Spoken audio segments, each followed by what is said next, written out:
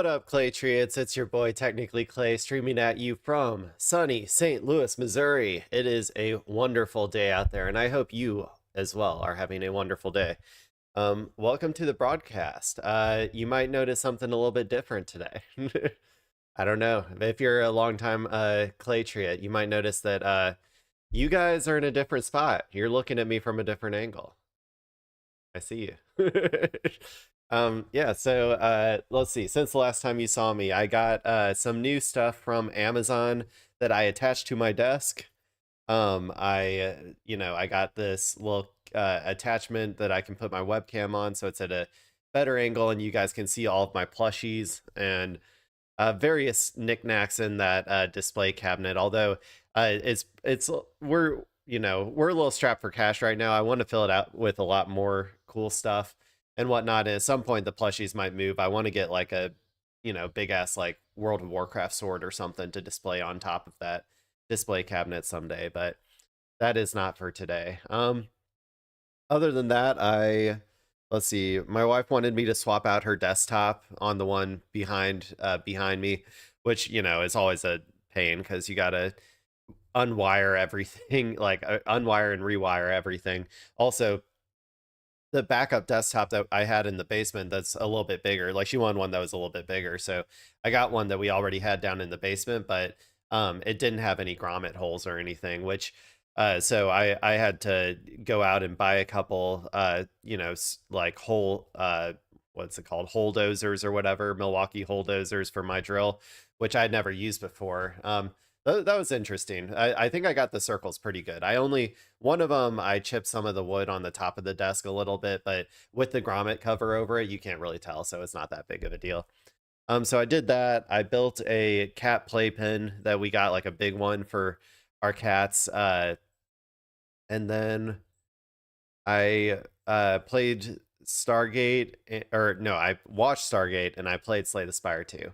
And that was my night last night. And then I went to bed and then I woke up. I did some dishes. I made some coffee. I clipped some videos. And here I am for you, the viewer. Hello. I have to get used to looking over here now for that portion, for that part of my intro. So yeah, today we're just going to be going over, more news of the day stuff. I was going to do like a gaming stream. I considered it. But unfortunately, certain incidents happened last night that I feel like obligated to cover. So here I am. I'm forcing myself to do the news because I want you all to stay informed, just like me. Although I have a feeling it's going to be hard to miss the primary news that we're going to cover today. So with that being said, today I will be drinking just a normal ass black coffee with my Buc-ee's logo. You'd think me being a little anti-capitalist that I wouldn't like Buc-ee's. I wouldn't like all the branding that people do and stuff, but I really do like the Buc-ee's branding. I think this little guy, he rules. So when I become Grand Ayatollah of America and I dismantle all of capitalism and I make it illegal for there to be joy in this world, I will leave one brand alone, and it's going to be this guy. This is going to be the one brand.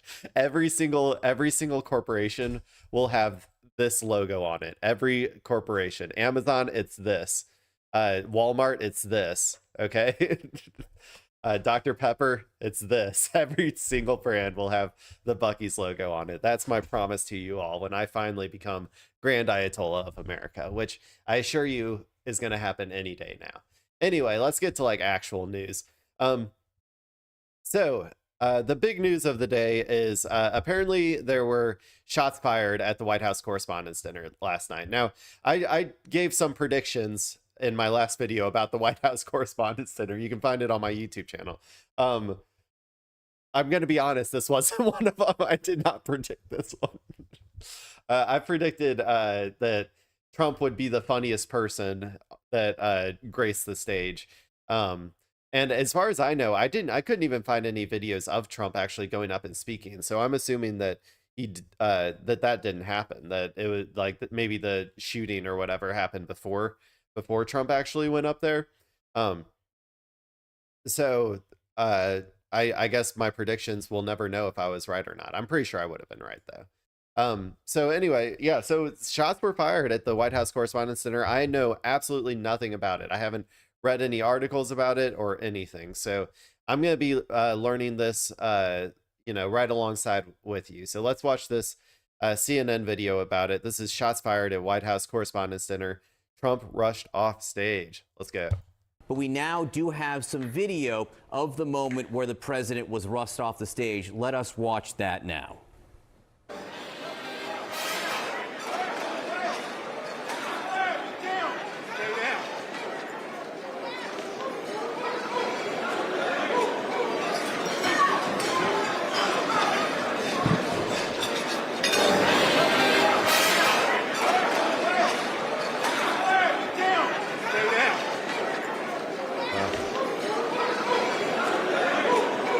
The Secret Service under the Trump admin they're really getting their money's worth with them this time. Is this assassination attempt number 4? I don't even know if this was an assassination attempt, to be honest. It could just be somebody going out to try and shoot a bunch of there's a bunch of press people here too. Like it could be, something along those lines, like they're mad at the press. I don't really know. Maybe we'll get some more information on the shooter later on in this video, but definitely all of these Secret Service people, they haven't had this much action in I don't know, man, since JFK or something.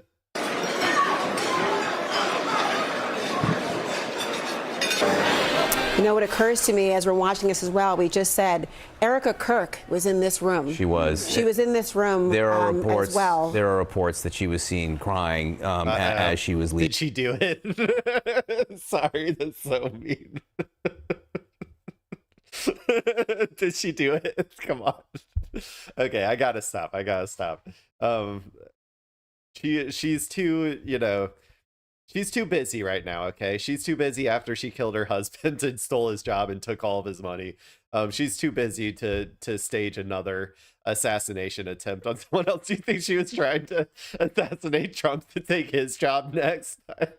I told you before that Erica Kirk is probably the best clout shark that has ever existed. That would be the ultimate clout shark move, is to kill the president and assume his position. Oh, dear God. Okay, I'm terrible. Let's keep going. Leaving the room as well. People who did see her there made that note. Obviously, this had to be very, very traumatic. We have Caitlin Collins on the line for some more insight. Caitlin Collins, we're listening. What's happening? Hey, guys. Obviously, I mean, this is a total state of chaos right now in the ballroom, and we're seated maybe 50 feet from the stage where the president was up there, the First Lady Melania Trump. We have to stay here for now. Security is telling us that everything's okay. The shooter, there was a shooter? 1 second, guys. I'm literally, what happened? We're trying to identify it now. Where was the shooter? Somewhere out there. In the lobby? In the lobby? All right, control. All right, guys. I just want you to know this is not verified. We're just listening to what's happening right now. You know what's crazy is there's probably never going to be a more reported on shooting ever, because this is literally a room full of reporters and news people. There are hundreds of people who I'm sure are also getting calls from their news organizations to tell them what's going on right now. But we have security around us, and it's Secret Service because there's a lot of members of the administration here. The Secretary of Education is seated right next to me, and her security just confirmed that there was a shooter in the lobby. It's not clear where. Obviously, it's a very big hotel. In the lobby of the Hilton, they said he is confirmed dead. We don't know anything more than that, but I can tell you we had just sat down to dinner. I guess it makes sense. I mean, he was shooting up an event with all of our, all of our pedo billionaires. So yeah, I guess it makes sense that he was shot shot and killed. The president, the First Lady, Caroline Leavitt were all on stage, including the Vice President, J.D. Vance. So obviously a lot of security here. And at the beginning of the dinner, everyone's just kind of seated and having their meal. And within moments, armed Secret Service is running in with massive guns. I mean, maybe dozens, and a silence just went over the room as they ran in. Everyone ducked, got on the floor. People were underneath tables. No one knew what was going on. And for a second, the president actually was not evacuated off stage. I looked. He was sitting still right there. A Secret Service was coming in and down the hallway. And so we didn't know at first, but then we heard from our own security that they heard shots fired. And now we do have Secret Service telling us, obviously I want to know this is only one Secret Service member, but a member of security is here telling us that there is a shooter who is confirmed dead. And now we are kind of basically locked inside the ballroom. But basically they were saying everyone's okay. It's interesting because the other video that I had planned for this, it looks like he's like pinned down on the ground, but maybe, I don't know. I don't know. They have not identified. This is all like, obviously this was from 11 hours ago. So this is probably right when it happened. So always take directly after the fact reporting with a grain of salt. So she's saying that he's confirmed dead. We'll see in like future videos probably. I'm just saying it probably is, but just the next video I had made it look like he was alive. The shooter yet, but obviously it shows you this was not some kind of false threat, that obviously something had happened and they rushed the entire administration off stage. A few members are still in the audience because, as you guys know, someone from the administration is kind of seated at each table inside. I'm actually sitting next to Secretary McMahon, the Secretary of Education. And so that was what happened. I mean, I've never seen anything like this in my life. And I want you guys to know security is very tight getting in. It's Secret Service who wands you. You come in through magnetometers into this. And so obviously there's a ton of security here, given how many top officials here, the House Speaker, Mike Johnson, top lawmakers who all have their own security details are also in the room.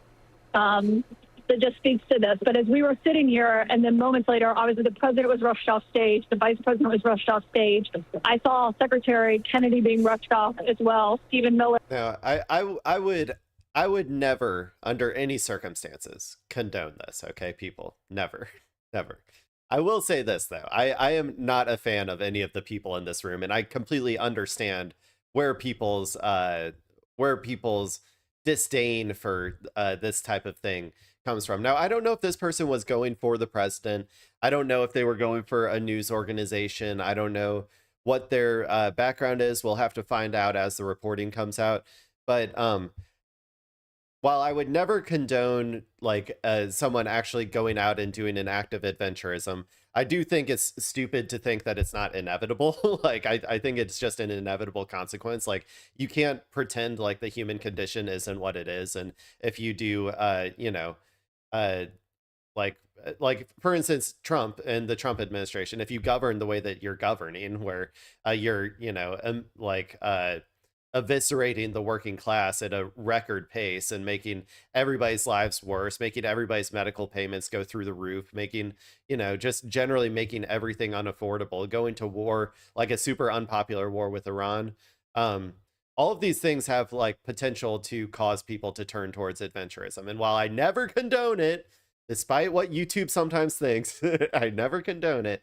I do understand it. It's something that is easily understood if you're not sticking your head in the ground. Like, it's just a natural, like, if you push people down hard enough, then this sort of stuff is inevitable. So and I'm also like, a lot of these people, like, they don't deserve adventurism deaths, but a lot of them do deserve to have a legal process by which they are systematically put into jail forever, or legally other things. Not adventurism. I don't like vigilantism, but if there is laws and stuff around it, I don't necessarily have a problem with capital punishment when it comes to the pedo billionaires that run our country. Personally, that's my personal opinion. Okay, people, but this is in no way I am in no way condoning any sort of acts like this. Okay. And his wife, as they were moving quickly, but it's difficult for them to identify where everyone is in this very cramped ballroom, as we're all kind of seated right next to each other. Caitlin, are you hearing anything more in terms of the number of shooters or any shots fired or anything, information about where they were firing into? Was it confined to the lobby or inside of the actual ballroom? So it's not clear because obviously it looks like the threat was coming near the stage, and that's where people thought that they heard gunshots. But then we also have reports that people who were seated kind of at the back of the room heard it. I mean, the acoustics, obviously, it's hard to judge. I personally did not hear the gunshots. I'm seated. Maybe and also, just by the way, like, this is just like a room full of Epstein associates. Okay. Like, I would say like most of these people had a connection at least one level away from Epstein, you know, like they at least had a friend of like a friend who knew Epstein. Okay. They are all in the club, the Epstein pedo billionaire club. So that's why I'm not ever really that sad whenever acts of adventurism, you know, cause them a little, in this case, a little bit of like tiny eensy weensy bit of fear. You know, the elites in general, I think, like not they shouldn't be afraid of adventurism. I like I said, I do not condone adventurism like this. But they should be afraid of the people that they represent, or like the people that they are purportedly supposed to represent. Like it's like during the times of like the French Revolution, if you have like the Queen and all of her you know, all of the lords eating like you know, roast suckling duck and like all this stuff while people are dying on the street, emaciated, like not able to get bread, like like I don't know, what the fuck did you expect to happen? You know, like I don't know. 50 feet from the main stage where the president, the first lady, and the vice president were. But I would always prefer people to organize, though. Organizing, if you're going to do acts of like civil disobedience, or if you're going to engage in acts of even violent resistance, if you want to call it that, you should always do it organized as a part of a movement with specific goals that you're trying to get.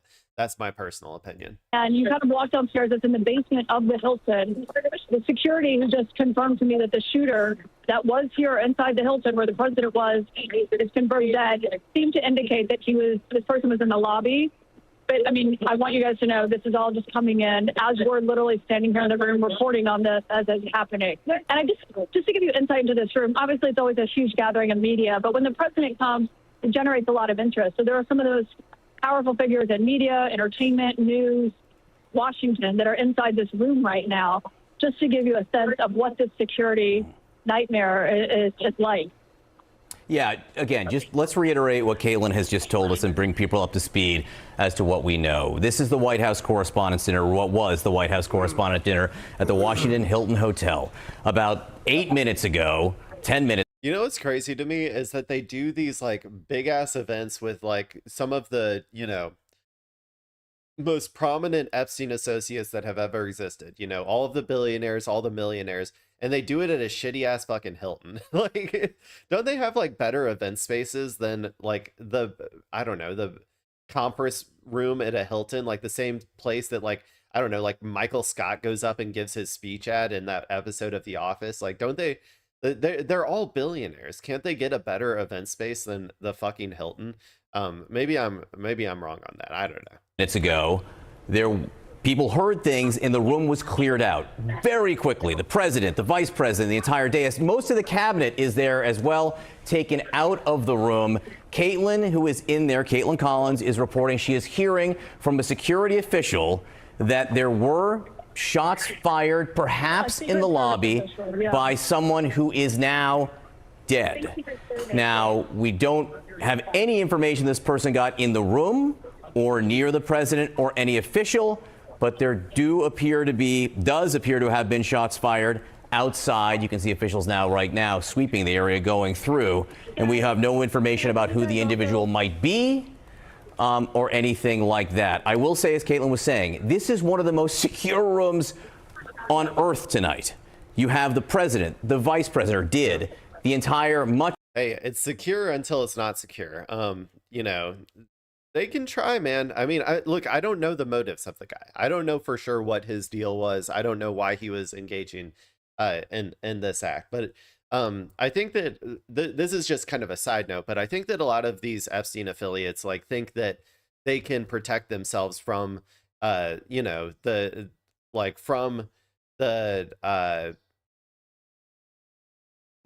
acts of the working class. When the working class gets mad at the billionaire class, they think that they can just spend enough money to protect themselves from like the chaos that that the system that they have created creates. Like they do think that they are untouchable and immune.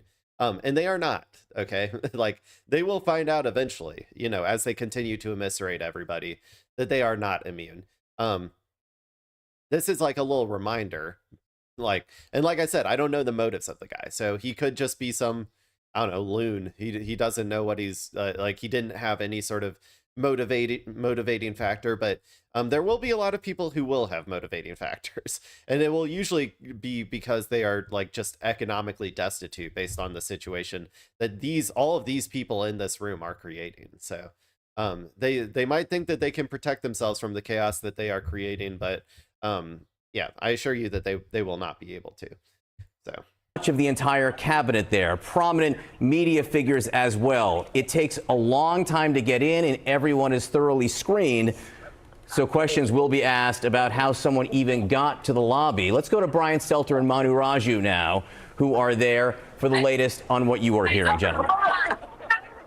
And this information, John, that you've been reporting is news to most of the people in the ballroom. Most folks in the ballroom do not yet know anything about shots being fired. Manu, what have you seen? Yeah, I only saw when I was sitting at the table. Sorry, I was muted.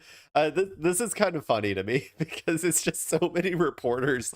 It's all these reporters all jockeying for position of like, oh, I want to report. Like it would be like, I don't know. They're all like, no, let me report. No, let me report. No, let me report. No, let me report. There's like, you know, there's like hundreds of reporters in this room. It's so funny that they're all like, oh, I need to be the first to report this thing. I saw President Trump getting pushed down by his security detail and then being rushed out. Then later seeing both the vice president, the cabinet, also members of Congress, also being rushed out by the security detail. Yeah. And now, other than that, nothing else. looking around, wondering what happened because people inside do not know. I apologize. I'm literally holding up a cell phone camera in order to show you this, but it's better than nothing in a moment like this. And I do think that I don't want to overstate this, but there are some folks pretty shook up in the room here. Aw. You had folks. Aw, are all our billionaires, are they feeling a little shook up? Aw, do they need a blankie? Do they need a blankie and a little iced tea or something? A little mug of hot cocoa? We should all give that to them, people. Their lives, they have hard lives, okay? Their lives are so tough. They have to deal with an occasional shooter who doesn't even get any of them. Yeah, okay, buddy. Okay. Yeah, I don't know. If you're wondering why I'm like, you might be like, oh, why are you so flippant about this? It's an act of like political violence. And it's because I'm expecting this. The violent system that we have created, aka capitalism, that pushes people to their limits at every aspect of their lives. This is just inevitable. So I'm just not that surprised by it. And like I said, I don't know the reasoning of this person. But like I'm also like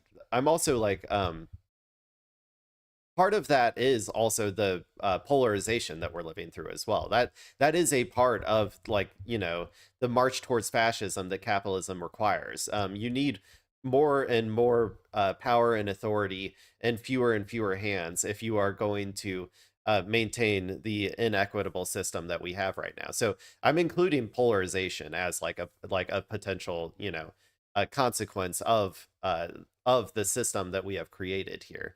And so, yeah, and also, like I said, these are all billionaires. They're all Epstein associates. So like, who, like, I don't know. I don't really care about their feelings being hurt. If one of them died, I might, you know, be like, oh, okay, that shouldn't have happened or whatever. But like, I don't know. They just were afraid slightly for once in their lives. Like, okay, sorry. Like I said, I'll get you a blanket and a cup of warm cocoa, and you can go back to your, you know, 10 like or $100 million mansion in LA or wherever, you know, like, okay. It looked like they got hurt when they were falling to the ground. You know, I don't want to overstate that, but this was a pretty sudden, shocking interruption in this room. No question about it, because it's unmistakable. It sounded like gunshots that we heard from not inside the room, but nearby. And that was enough. Yeah, and the reason that they're so scared and like they feel like and maybe we'll see how their coverage is, today and tomorrow, but it's because they don't expect this sort of stuff to ever happen to them. Like, they're supposed to be protected. They are the elites, right? They're supposed to be protected from the violence of the masses, right? Only we as workers and people who are not in these circles, who are not Epstein associates, are supposed to be subjected to, this sort of like these sorts of random acts of violence. And so that's how our society is supposed to be structured according to them. So when this sort of stuff does happen, and it puts a crack in that facade that they've created for themselves, that all of these, billionaires, politicians getting all chummy together in a single room and just, expecting nothing to ever happen to them because they're untouchable. Every time a crack is put in that, it really does shake them up a lot. And I think, honestly, they need to be shaken up a little, because the way that they are operating is like they are going to be completely insulated from all of the chaos and violence that they are creating for, average everyday Americans all the time. So I don't know. That's kind of my thoughts on that. To cause so many people to immediately, they know what they heard, like jump to the ground, try to protect themselves. Like, we saw how the security reacted very, very seriously, immediately to the situation. That's right. John? It is stunning to think about where we are right now. This evening that began as a question of why now? Why is the President of the United States speaking and attending what is his first White House Correspondents? You know what? I was also wondering that as well. I was also wondering why he finally decided, okay, gonna go a little conspiratorial here, okay, people? Put your, you don't have to, like, I'm not saying I necessarily believe this, but I do want to talk about it. It is interesting that it was the one time that he decided to actually go to the White House Correspondents Dinner in, like, his 5 years of presidency so far, right? Like, including Trump 1, his 4 years before, and like 1 year so far this year. Like, the 5 times that he could have gone, and this was the one time that he decided to go, and then this happened. I'm not saying that, like, for sure that this is some sort of staged event. I think the conspiracy theorists are probably going to go crazy, though. And also, now that I know Erica Kirk was there, I might go a little crazy with it too. So, but yeah, I mean, it is coincidental, I would say, that this is what happened. So, and sorry if my new setup has my camera on like a long, like, spindly thing, and every time I like bump my desk, it like moves around a little. So sorry if that's showing up. I might have to get a way to like steady it or something. But okay, let's finish this one up. Dinner as the President of the United States. He is attending. Many of his cabinet members there. His obviously next in line, the Vice President of the United States. The First Lady is there. The Defense Secretary. Also, you have DNI. You have so many people in the administration. Also, many of whom were on that stage. We watched the video footage as it was coming in live, to a bit of chaos after we were told that loud sounds had been heard inside of the actual venue. Caitlin Collins is reporting that actually shots were fired in the lobby and a shooter confirmed dead. We've got Jake Tapper, who is sitting next to Brian Stelter as well, who is our eyes and ears inside of the space right now. Jake, what did you hear? Can you tell us what you saw? So Jake, can you tell us? I'm looking there. Okay, sorry. Jake, it's Laura and Berman. Yes, I can hear you. What's going on? So this is what's happening. We're just all at this dinner, and then all of a sudden, I didn't hear the bangs, but I guess there was some bangs. And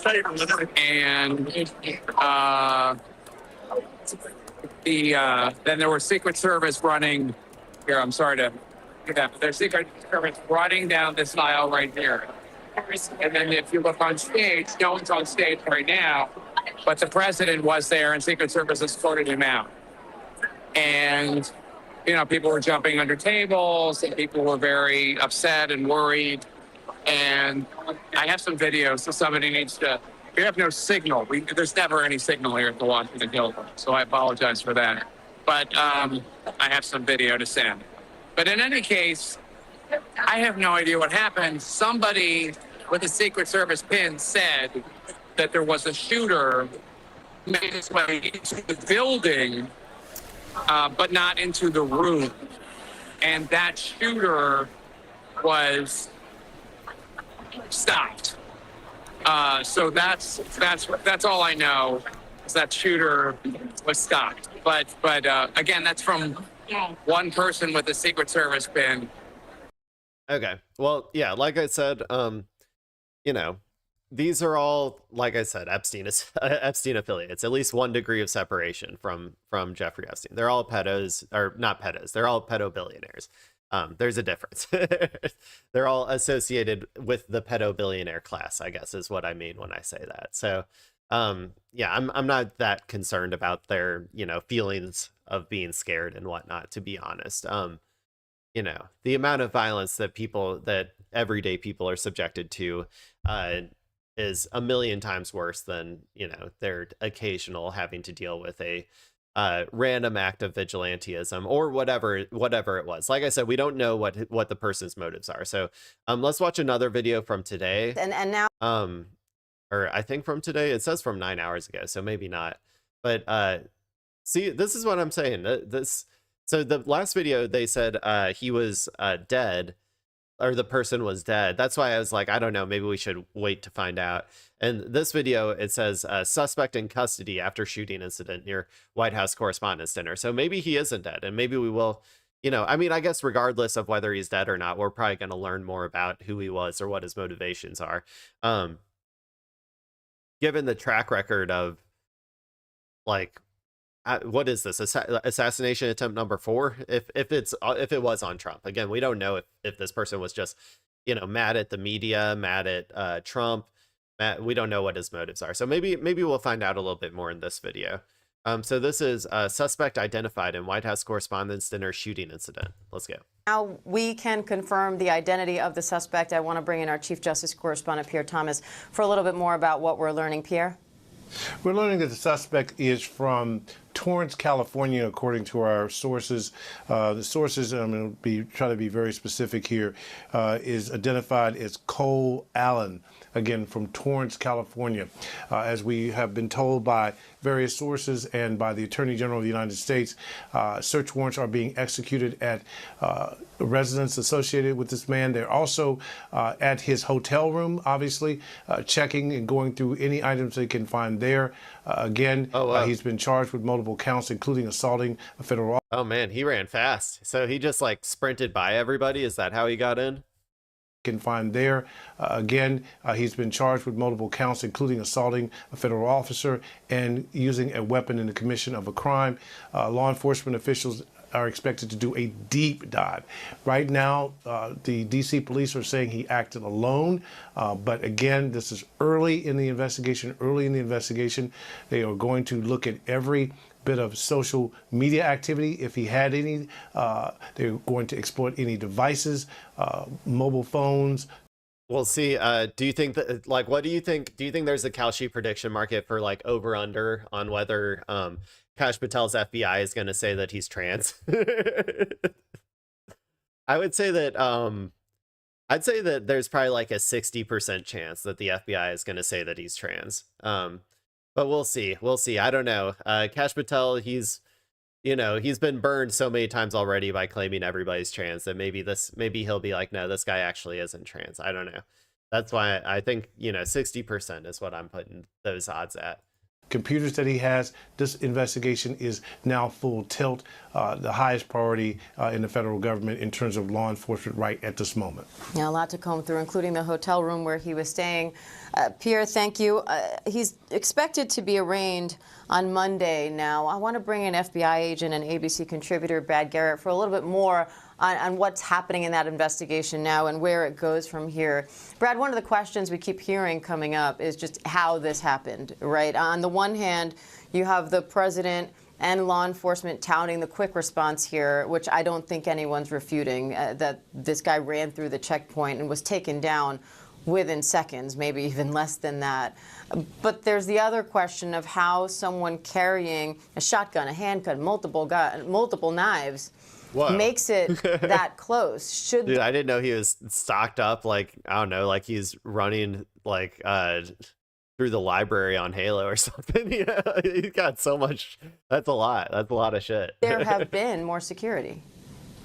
Well, I guess you'd have to look, Diane, at the configuration of where that magnetometer was. What is the level of security, if any, as far as checking people prior to getting to that magnetometer?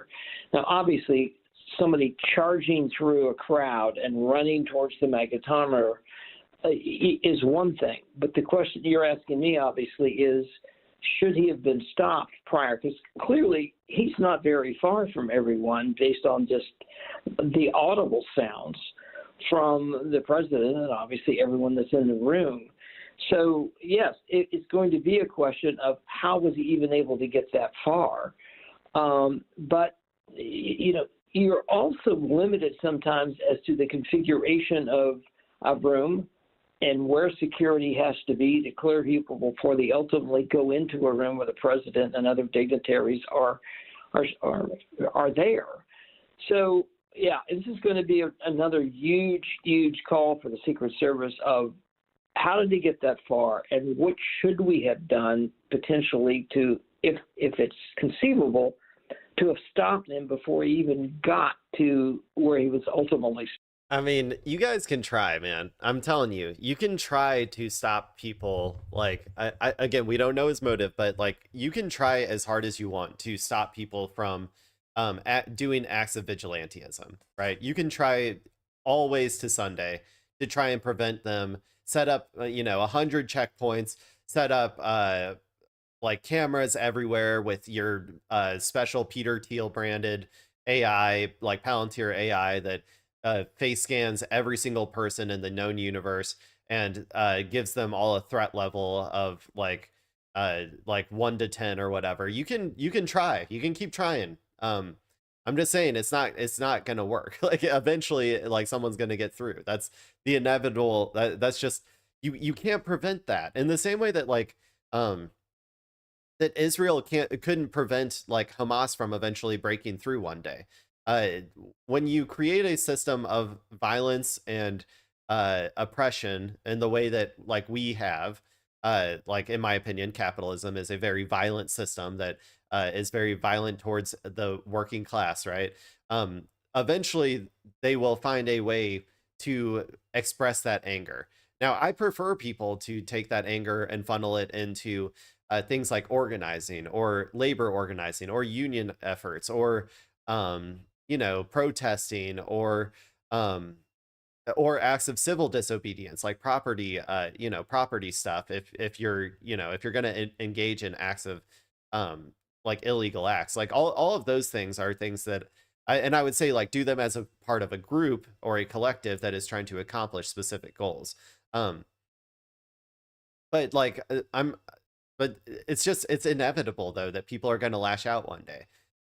It definitely in like our society, we really try to make it seem like every single act of violence is like some sort of like individual act that if everybody just like, was nicer to each other, like, or like talked like, talked nicer to each other or something, or if everybody condemned it more, like if you all condemn the violent act more, then it's never going to happen again. It's like, no, that's not how the human condition works. Like, and I don't understand why we all have to pretend like it is. Like these things are inevitable. It's inevitable. And no matter how many checkpoints you put up, no matter how many cameras you put up, it's inevitable that one's going to get through someday. So yeah, I don't know, man.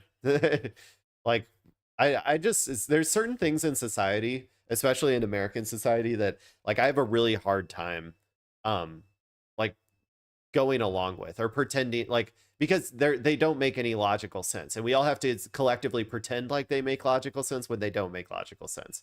And like these types of incidents of like the inevitability of these types of incidents, whether you condemn it or not, is one of those things. It's like people just think that if we condemn it hard enough, it's never going to happen again. It's like, okay, sure, I'd keep trying. I'm sure the next time you condemn it, it'll stop happening. And the president, however, The only way to actually stop things like this from happening, by the way, if you're wondering what the real solution is to improve the material conditions of the working class so they are not constantly eviscerated and we are not all constantly like being forced at each other's throats by fascists. Like that's the obvious solution to this sort of stuff. But we can't talk about the obvious solution because that would require actually taking some of the money out of all of these Epstein affiliates in this room's pockets, right? That would be clawing back some of the wealth that all of the people in this room have accumulated over the years by stealing from us, the working class. So we all just have to pretend and live in a fantasy world that like if we just condemn it hard enough, these things will stop. Okay, sure, I condemn it. There you go. Got to Did my part. where he was ultimately stopped. and the president, however, today is just thanking the Secret Service, thanking law enforcement in general for how quickly they acted. He said he's very grateful for how he and the First Lady, his cabinet, and everyone else involved was treated. Of course, we know that Secret Service officer who was shot was saved by his bulletproof vest. He's in the hospital now, but the president says he's doing okay. And the suspect is in the hospital being evaluated. They haven't said exactly why he's in the hospital, Brad. They say he wasn't shot in this incident. They didn't elaborate on any injuries, but they just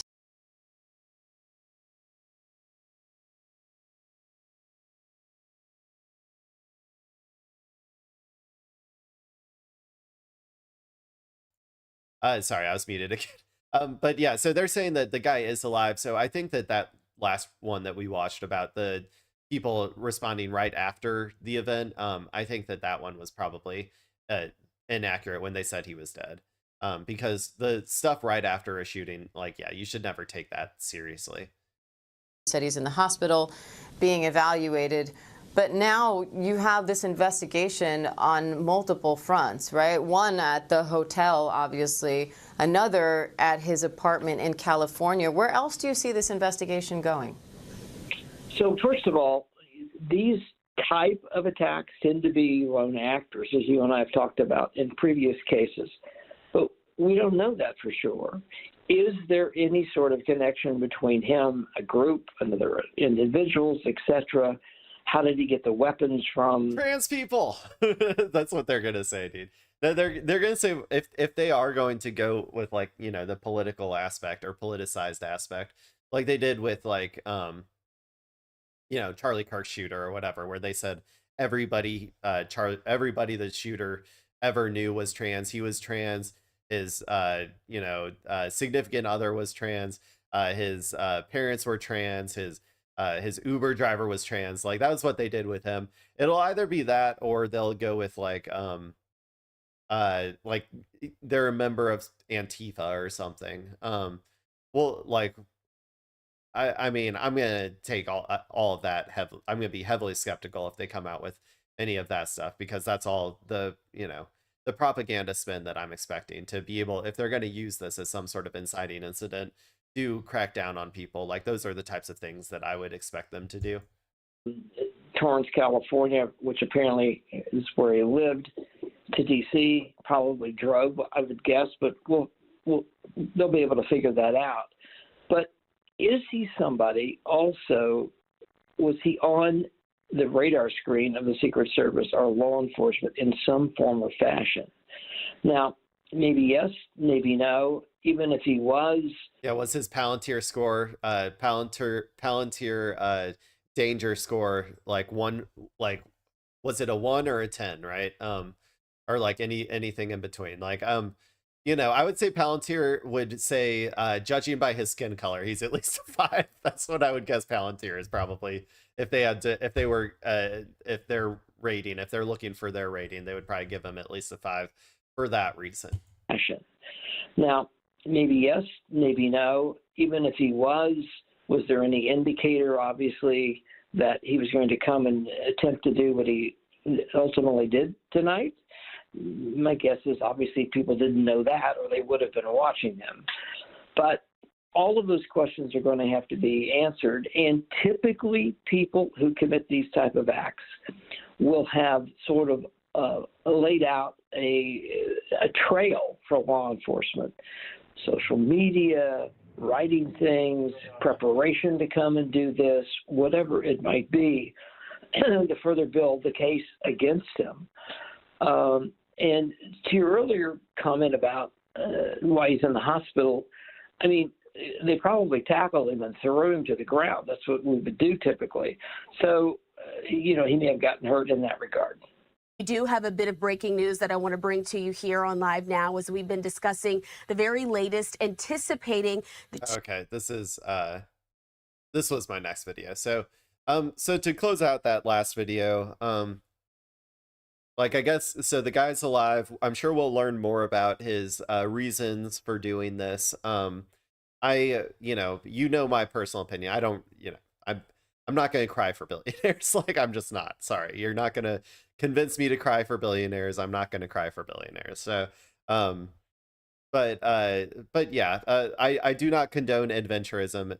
It's not the best way to go about things, but it is also inevitable. And so that's the, especially when you make things like organizing or making your voice heard, or making, we're living in a less and less responsive era, where the politicians feel even less and less responsible to the people who elect them. All of this is going to lead to vigilantism. If you don't want that, then you have to actually fix the problems in the country. And it's,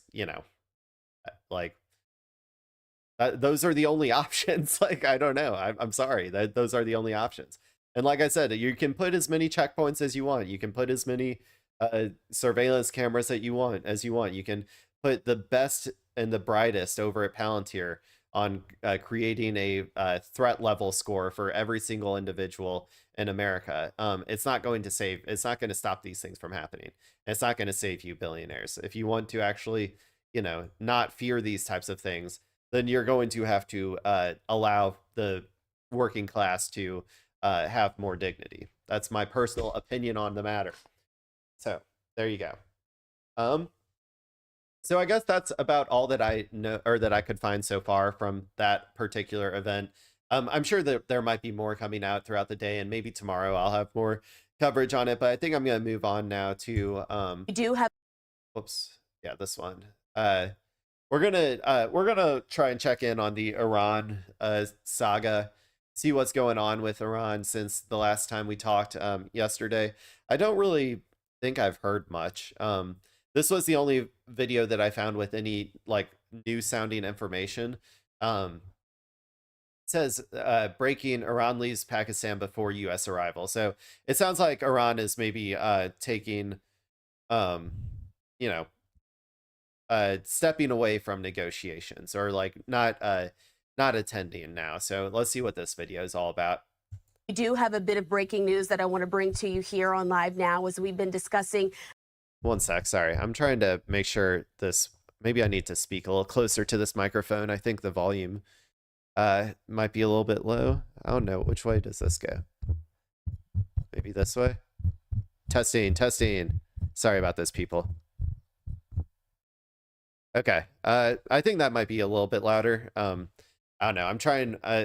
My microphone, I don't really know exactly how it works in terms of its volume. I think that I could maybe scale it up on OBS. I might try to do that while this video is playing, but let me start over here. Let's go. We do have a bit of breaking news that I want to bring to you here on Live Now, as we've been discussing the very latest, anticipating the 2 U.S. envoys leaving here from the United States and heading over to Iran for some of those conversations as it pertains to the conflict. But this is the breaking news we do have from the Associated Press, putting out there now that Iran's foreign minister, who was there in Pakistan, has now officially left Islamabad, without meeting with U.S. envoys. Of course, we do know that it was Jared Kushner, President Trump's son-in-law, alongside his envoy to the Middle East, Steve Witkoff, who were set to have this meeting. But again, Iran's foreign minister, breaking news, has now left Pakistan without meeting with those U.S. envoys. And so to talk about this breaking news and a lot more that has to do with this situation,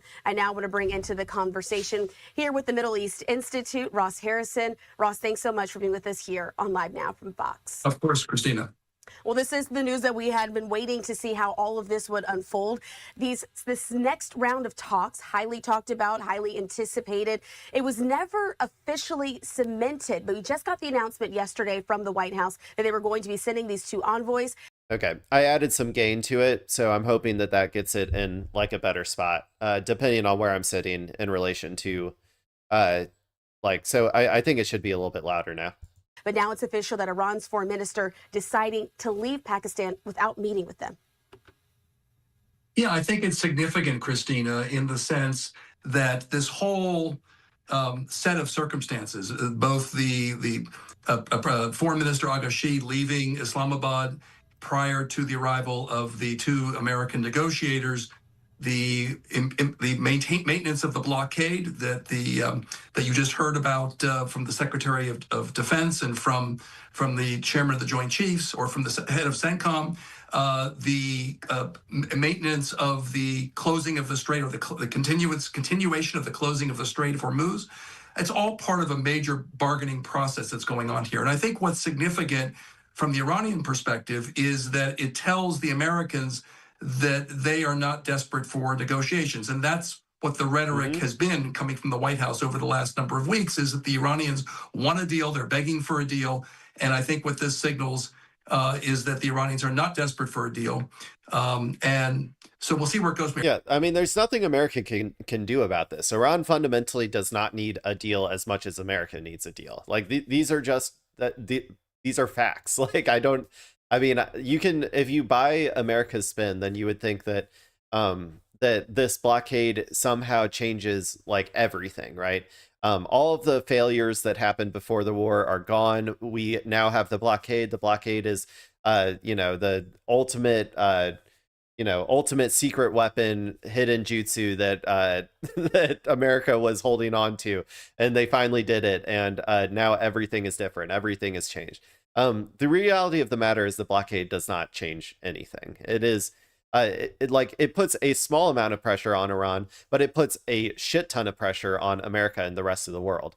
Like I said at the beginning, there's a reason that America decided to unsanction Iranian oil, and it was because America needs that oil on the market to keep all of its vassals, all of its vassalized countries happy.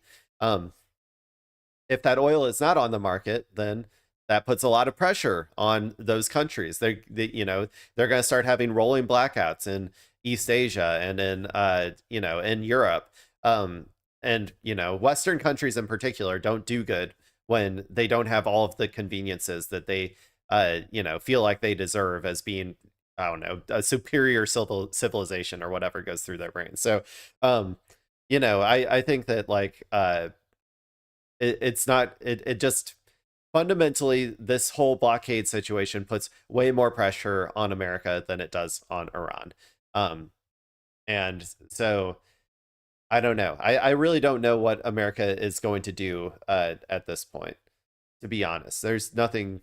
If they would have a lot more, they would be in a lot better strategic position if they had removed the blockade when the foreign minister said that they were opening up the waterways to all ships. But they didn't do that. So now America just has an immense amount of pressure on it from trying to do this. And that's assuming, by the way, that there's not a whole bunch of shadow fleet vessels going through, which I do think there are.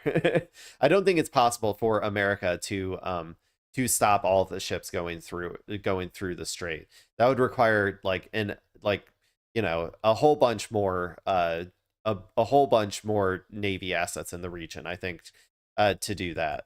It's disappointing, but I don't think it's completely surprising as either.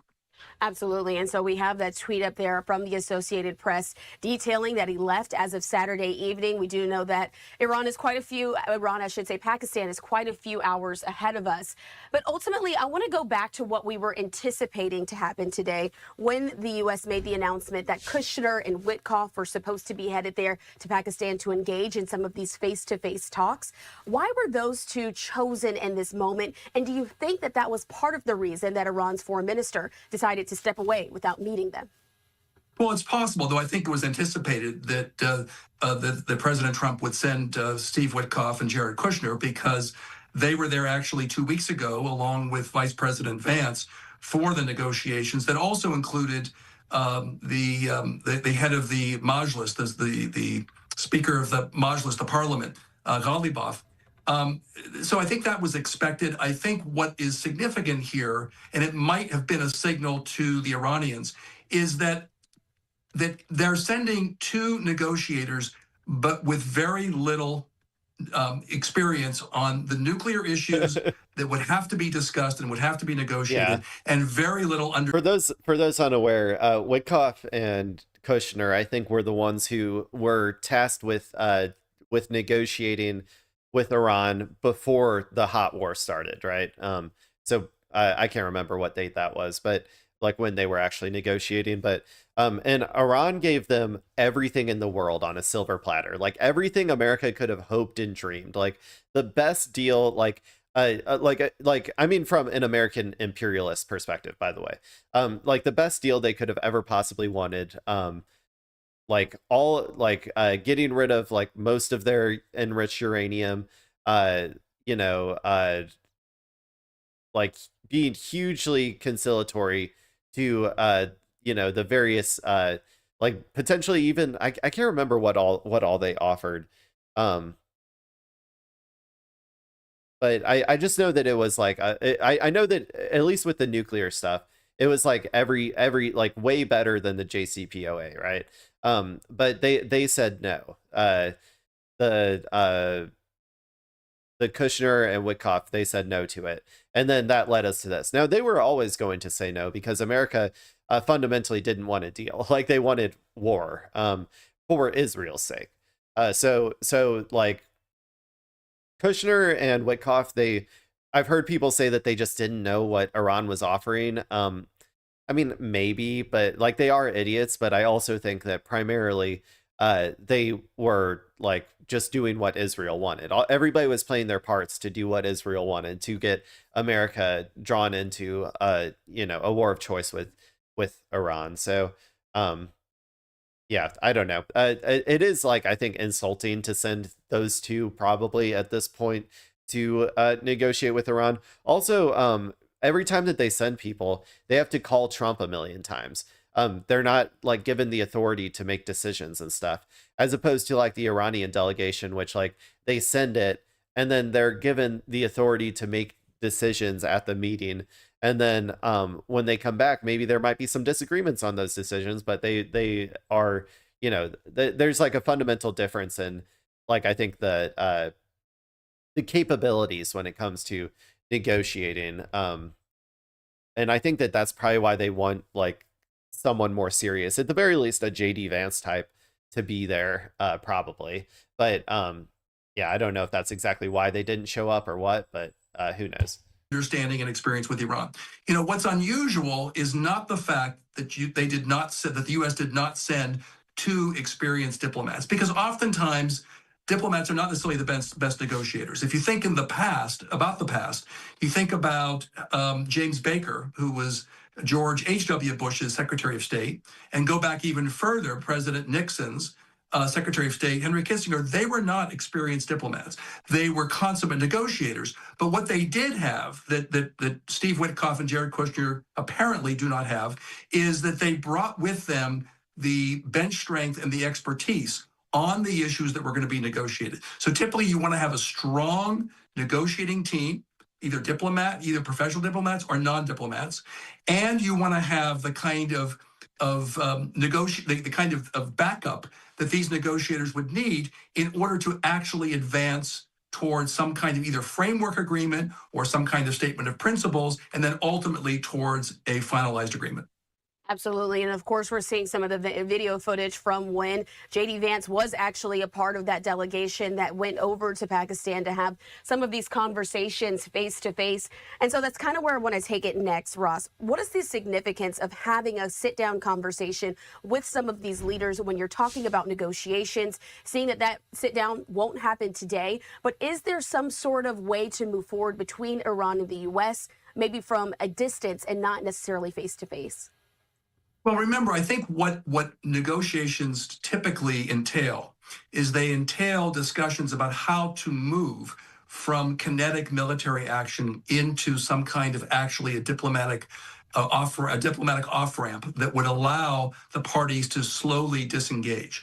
And what I would expect is that the signaling going into a negotiation. I mean, traditionally, yes, but not in this case. America can't end this war on its terms. There's nothing it can do about it.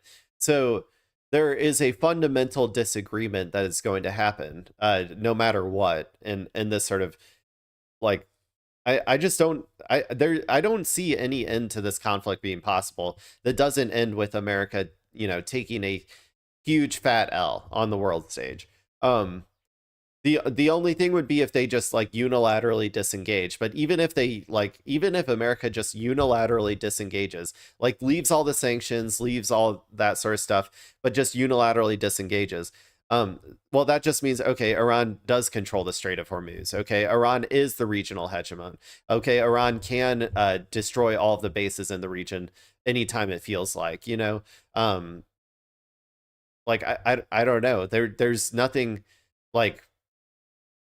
And also, like, if Israel ever attacks again, Iran is going to hit them back, like, a million times harder. And America might be less willing to get drawn in again. So I feel like everything, no matter what America does, I'd say, like, America's best, like, from its own perspective, probably best situation would be to just unilaterally disengage.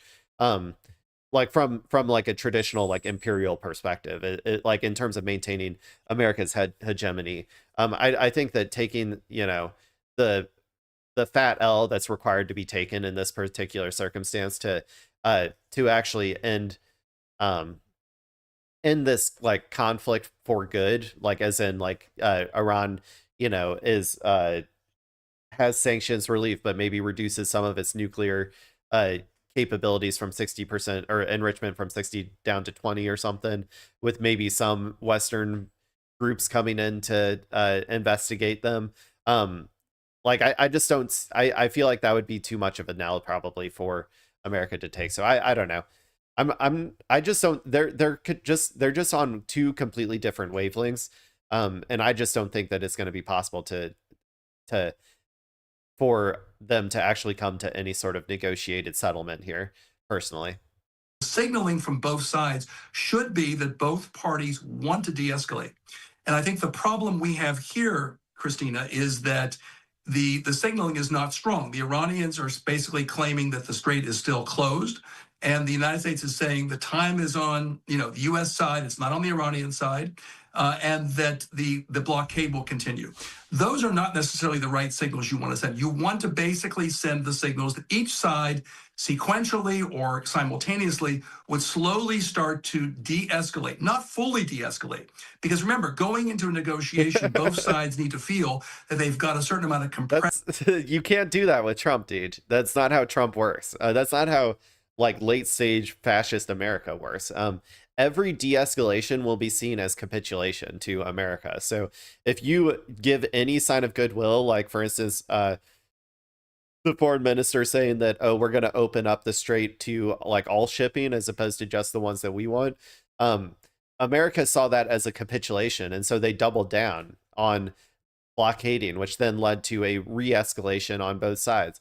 It doesn't work in this particular circumstance, what he's saying here, as a, both sides slowly de-escalating. It just can't work when you have people with as much like when you have a hegemon that is has been so like humiliated on the world stage with how little it was able to achieve militarily, right? Like when you have a flailing hegemon like that you can't really operate like you normally would in terms of de-escalating a conflict. Not until the situations get like incredibly, like the material conditions get incredibly bad for that hegemon, and they're forced to acknowledge reality. Pressure or a certain amount of pressure on the other side. So you don't want to necessarily completely de-escalate, but you want to basically send the signals of de-escalation. And those signals have not been sent. And that's why this negotiation was problematic, is that both parties seemed to believe that they had more to gain by maintaining the status quo than by basically pursuing an off-ramp. I'm glad that we're able to kind of. I don't know if Trump actually believes that. He might, but I think that that's just kind of projection, right? That's just kind of what he's trying to like put, like propaganda, like what he's trying to put out into the world to try and get people to believe that he somehow has more cards than Iran does in this circumstance, which they don't. Break down exactly possibly what was going on behind the scenes there as well. I do want to read this new update from the Associated Press saying that 2 Pakistani officials were the ones who confirmed to the Associated Press that the Iranian foreign minister did leave the country without meeting those U.S. officials. It was those same senior Pakistani officials who were at the airport near Islamabad to see the foreign minister off. Those 2 spoke under the condition of anonymity because they're not authorized to speak to the media, I should say. We do know that the foreign minister, though, during his time in Pakistan, did take the time to meet with other leaders there in the country. I want to ask you now, Ross, how significant is it that the conversations, again, are happening outside of the 2? The conversations are happening with Pakistan and Iran, and the difference between that with the U.S. also engaging with Pakistan? Well, I think it's significant that Pakistan is trying to enhance their global role. I mean, they have a global stage at this point, and they are not a protagonist of the conflict itself. Remember, Oman and Qatar in the past have played that role, but both of them have been involved in this conflict, have been recipients and targets of Iranian missiles. The other thing that I think is significant here, Christina, is that in terms of the negotiation, is that to look at how each of the party sort of looks at the risks of escalation and de-escalation. I think for Iran, and this might have been part of the calculus of Foreign Minister Aghashi leaving prematurely before the U.S. negotiators actually arrived in Islamabad, and that is that for the Iranian perspective, in some ways, they have more to risk by de-escalating than escalating. Because if they de-escalate, they risk 2 things. One is that it would be construed by the United States as weakness, and therefore, when they would get to a negotiation, that they would be exploited, and that the U.S. team would believe, particularly with it already has the even just accepting the ceasefire was interpreted as capitulation. So yeah, I mean that's just how America is going to interpret it. They were probably in a technically better position for like making negotiations during the hot war, but the problem is it's really hard to actually negotiate settlements like during an active conflict. So to some extent they were always going to have to engage in some sort of ceasefire, but yeah, the like America is just like America is behaving like someone in the weakest position they have ever been in, which to an extent America is in the weakest position that it has ever been in. And so that's how it's behaving. And when you're that unconfident with yourself, like with your position, then you really like especially like you're going to over project and like overcompensate, right, for the weakness that you are like of the reality that you are actually in. Without Iran experts, they would believe that the Iranians were weak, and they would push for more concessions. And the other thing that the Iranians would risk is the loss of deterrence. And remember, one of the objectives the Iranians have going into this conflict, or coming out of this conflict, one of the things they need is to reestablish deterrence. Going into this conflict, they didn't have deterrence. They need to reestablish it. So if they go down the escalation ladder prematurely, they risk actually losing deterrence or leaving this conflict without deterrence. So in some ways, the Iranians have more to risk by de-escalating than escalating. If they escalate, yeah, they're certainly going to take some hits from the U.S., and they may even burn through some more equity with the Gulf Arab states. But at the end of the day, their calculus will be they will have reestablished deterrence because they would have reinforced the fact they can inflict pain. On the United States side, in some ways, it's the opposite, because the United Yeah, I don't disagree with that assessment. I think that that is the case. And I think that, like, Iran doesn't want to be seen as the aggressor in any way. So they're not going to unilaterally start re-escalating the situation. They're going to wait for America to do an escalation before they retaliate, but they will retaliate strongly when America does. I think that America is likely to escalate at some point, just given the amount of troops that are in the region, but I don't know when that's going to be. It wasn't this weekend, so maybe next weekend. I don't know, but we'll see. United States is threatening to escalate further, but the question is, what kind of goal could they actually be achieving? Because if the goal is to get the Iranian regime to show more flexibility or be more pliable, the past has shown that that actually stiffens the resolve of the Iranians, doesn't weaken the resolve. And if the president would de-escalate prematurely, and then that strengthens the Iranians' hands in the negotiation, then there's a risk that perhaps a deal would be no better than what was achieved under Barack Obama's administration. So this whole— And we can't have that. That's the main reason that he wants something better. If Obama just hadn't gotten that deal, I feel like Trump would have taken like any of these deals so far. But he has to somehow show that he is better than Obama. So one sec, my cat's being bad. The whole negotiation piece really ties closely with what kind of messaging is being sent on the battlefield, if you will. And Ross, so how do we think that President Trump may respond to all of this? I'm sure there's going to be a Truth Social post where he's going to kind of respond to these reports that the foreign minister left before the envoys were able to have a sit-down conversation. What approach do you think that he will take? And do you likely think that whatever that approach is going to affect how the Iranians respond to us? There you go. Christina, I'm much better at predicting what the Iranians are going to do than I predict what Donald Trump would do.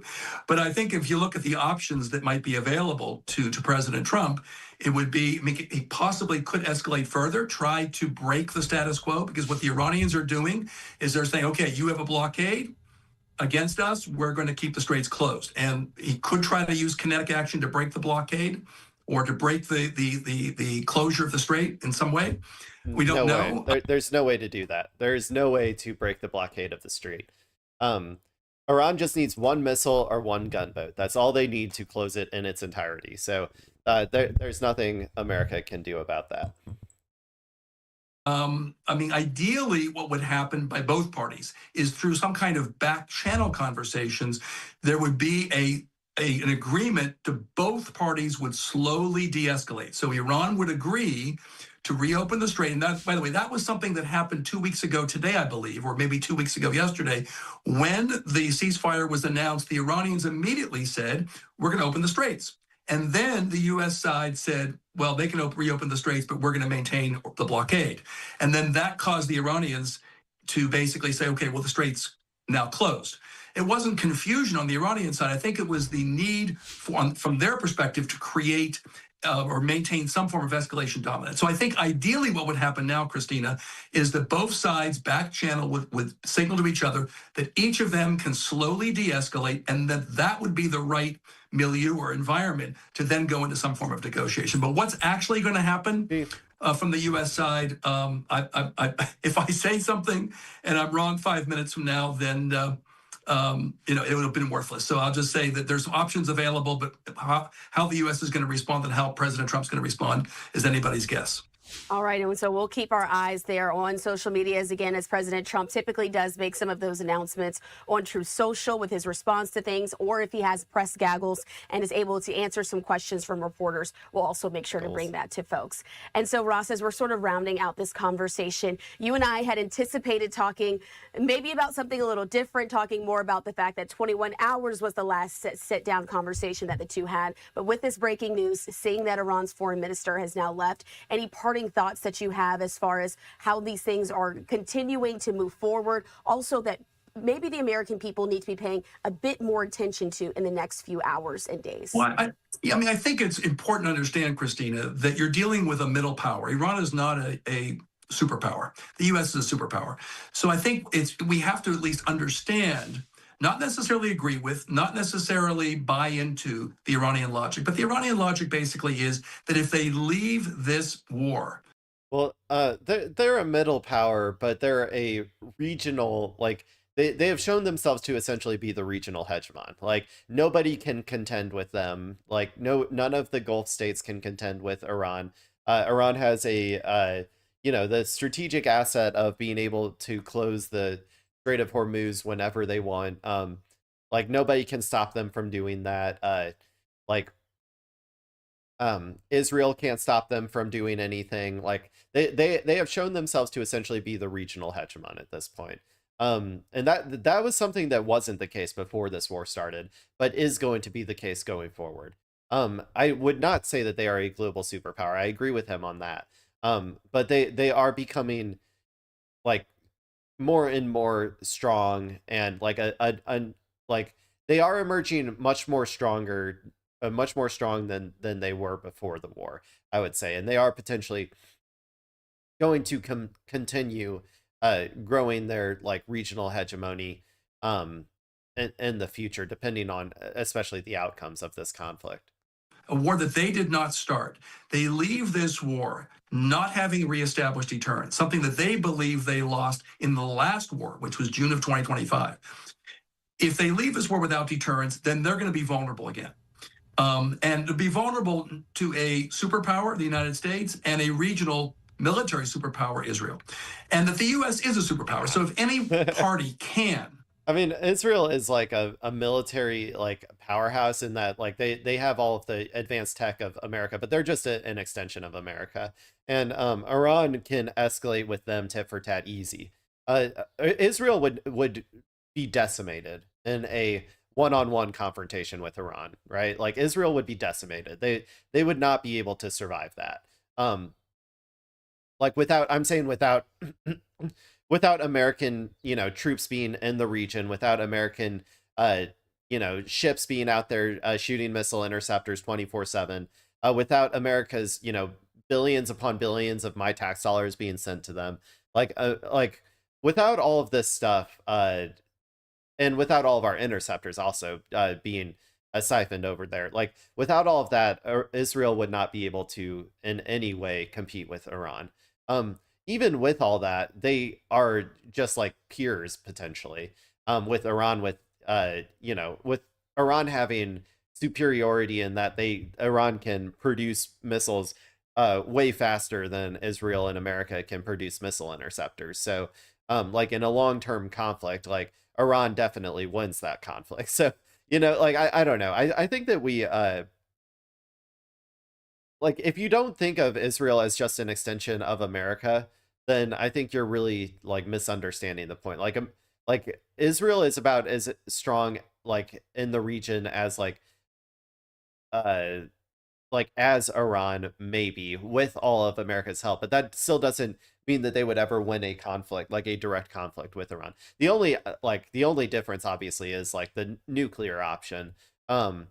Which even that, I don't think even if Israel deployed like all of their nukes, I don't think that they would still be able to defeat Iran. So I don't know. I think that like sometimes I feel like they overestimate Israel's actual like military dominance. Like yes, Israel is really good at militarily dominating civilian populace, like civilian populations around them, for sure, 100%. They're good at militarily dominating all of the various countries that we have like eviscerated and like have essentially set up like Western puppet governments that are essentially just helping Israel colonize their country slowly but surely. Yes, of course they are good at dominating civilian populations and like killing children and shit. I'm not going to deny that anybody, like I don't think anyone in the world could compete with Israel when it comes to killing civilians. I think they are by far the best at it. But when it comes to actually going against like pure adversaries like Iran, which, like I said, Iran is a pure adversary to America. Like, I think that I don't think that they would stand a chance. So, yeah. Actually start to de-escalate and send the signals that the next negotiation is going to be a real negotiation. It's not going to be, we're going to sit down and dictate terms to you, but it'll be a real negotiation based upon the bargaining leverage that each side has. I think the U.S. can do that. And I think how that plays back in Washington and politically, I think there is room for the United States and for President Trump to de-escalate and still basically send the message to the American people that he gained something. Because I think the Iranians are willing to negotiate on the nuclear enrichment front. They're not going to give up their right to enrichment, but they're willing to negotiate a suspension of enrichment for a certain period of time. So I think really in many ways, if there's a desire, if the American people want this conflict to end, then there needs to be an understanding that you're dealing with an asymmetric conflict with the United States being a superpower and a middle power like Iran, basically needing at the end of this day to try to forestall this kind of an attack happening again. And that therefore there needs to be some kind of understanding of that on the part of the United States, and that there needs to be a willingness to show dignity or give dignity to the Iranian position, not agree with it, negotiate hard, but at least understand that they cannot be dictated to and end this conflict having gained something that they can move forward with. So I think that the asymmetry between the U.S. bargaining position and the Iranian bargaining is important, something important that the American people need to understand. I like how you put that. The asymmetry between the two countries, still something to pay attention to as the hours now move on, knowing that that sit-down meeting is likely not happening today as Iran's foreign minister has officially left Pakistan. And so I do want to thank once again Senior Fellow at the Middle East Institute and author of the new book, Decoding Iran's Foreign Policy, Ross Harrison, for joining us once again here. Okay, well, there you go. That was a long-ass video, but let's go ahead and see what else we can. Oh, yeah, I put this in the title, so I should watch this one. If you're on the internet, you've Okay. So everybody loves the Iran Lego propaganda videos. Even Americans love the Iran propaganda videos. So this is going to be I also know that there's been a lot of copycats and not necessarily coming from Iran, potentially people in the West as well that are just like copying the style and like putting out videos. So there's essentially like a network now of people making this stuff, and not all of it's from Iran anymore. I kind of like the OG ones back when I knew they were all coming from Iran. I don't watch them as much anymore now that I know that there's like copycats out there. But anyway, so this is a video that's going to go into, I guess, some of the people, like interviews with some of the creators of these Iranian Lego style AI videos. So let's go ahead and watch this real quick. If you're on the internet, you've likely seen these highly popular Iranian Lego-style videos. Run back to your crib, you ain't safe on these blocks, get lost, Goldilocks! Published almost daily, these detailed videos with American and Western cultural references have taken the world by storm. The group that makes these publishes across social media platforms, but recently had their YouTube account shut down for showing violent content. I talked about that the other day. Yeah, they YouTube censored them. I can't remember for what reason, but YouTube censorship, I don't know. The YouTube censorship rules are a little bit over the top, in my opinion. But who is behind these videos? Is it Iranian government propaganda? Are they in Iran or are they outside Iran? I spoke to the creators behind the viral Iranian Lego-style videos. I reached out to the team on X, introduced myself, and requested an interview. They promptly responded back and asked where I was from. As an Iranian journalist, I did expect this, and from there, the conversation switched to Persian. Before agreeing to interview with me, they asked if I was in support of the US and Israel's war with Iran. This was my response. As a professional and impartial journalist, my duty is to report events as objectively as possible, without the interference of my personal opinions. As an Iranian, I would never welcome the destruction of my country. That's a good answer. That's a good answer. because I think that a lot of journalists hide behind objective, like the vague concept of objectivity, to avoid or to avoid ever having to make a moral decision, right? And I think that like their version of objectivity usually involves a lot of heavy framing and Western bias. Generally, in my opinion, like I don't think anybody can be purely objective on anything. I think that journalists like use the cover of objectivity to essentially push like Western narratives generally. So, but this is a pretty good answer to that question. As an Iranian, I would never welcome the destruction of my country. After another round of questions, these in English, we agreed to the group's first interview with an Iranian journalist and agreed to do the interview in Persian. Turns out, explosive media... Sorry, let me go back and read some of these. To assess the possibility, so they're asking some questions to determine whether they want to do it or not. To assess the possibility of conducting an interview, please answer the following questions. Do you condemn the United States' aggressive war against Iran? Do you condemn the Israeli government and military for their military aggression against Iran? Do you condemn the Israeli government and military for the killings of numerous women, children, and innocent civilians? And do you believe they should be held, I assume, accountable? So those are the questions that they were asking. I would answer yes, yes, and yes. and journalists, and agreed to do the interview in Persian. Turns out, Explosive Media is a small team of Gen Z creators. 18 to 25 years old, they say they all reside in Iran, and most have never left the country. Their spokesperson, who requested anonymity, said the initial goal of these videos was to show the outside world what Iranians are like: educated, culturally relevant, and funny. We know that the West has a bad perception of us. They don't know us at all. We wanted to break down this wall of censorship. We wanted to say that we're funny, funnier than you even. We understand culture and the arts, and we are incredibly educated. Well, they did a great job on that, really, sincerely. They understand the West better than a lot of Westerners even understand the West. Like, honestly, a lot of the propaganda brain people in America don't even understand half of the stuff that they're pointing out about America.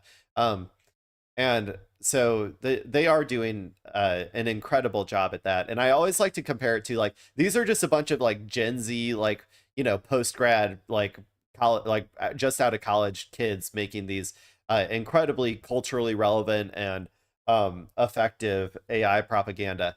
And then if you look at the AI slop that our like top government officials put out, it's like fucking like deportations Ghibli style or something, you know, or like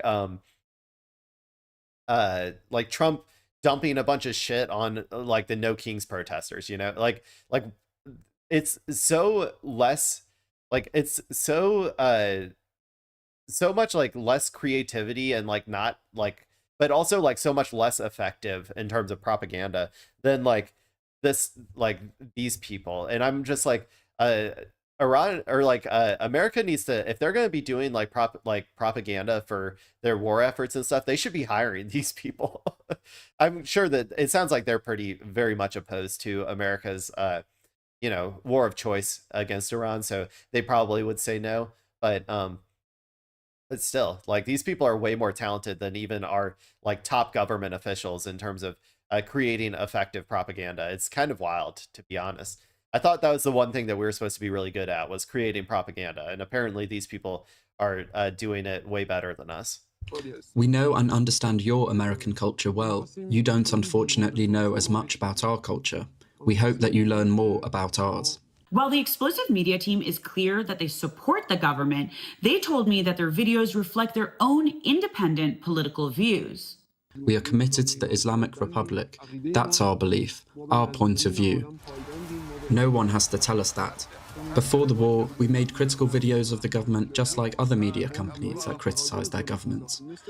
But once there is a war, internal fights no longer matter. There has been some question as to whether they work for the Iranian government or have them as a client. We did not say we work with the IRGC. We're like any other media company in the world. When they create something, the rights for distribution can be bought. The rights for distribution of some of our videos in Iran have sometimes been bought by state media.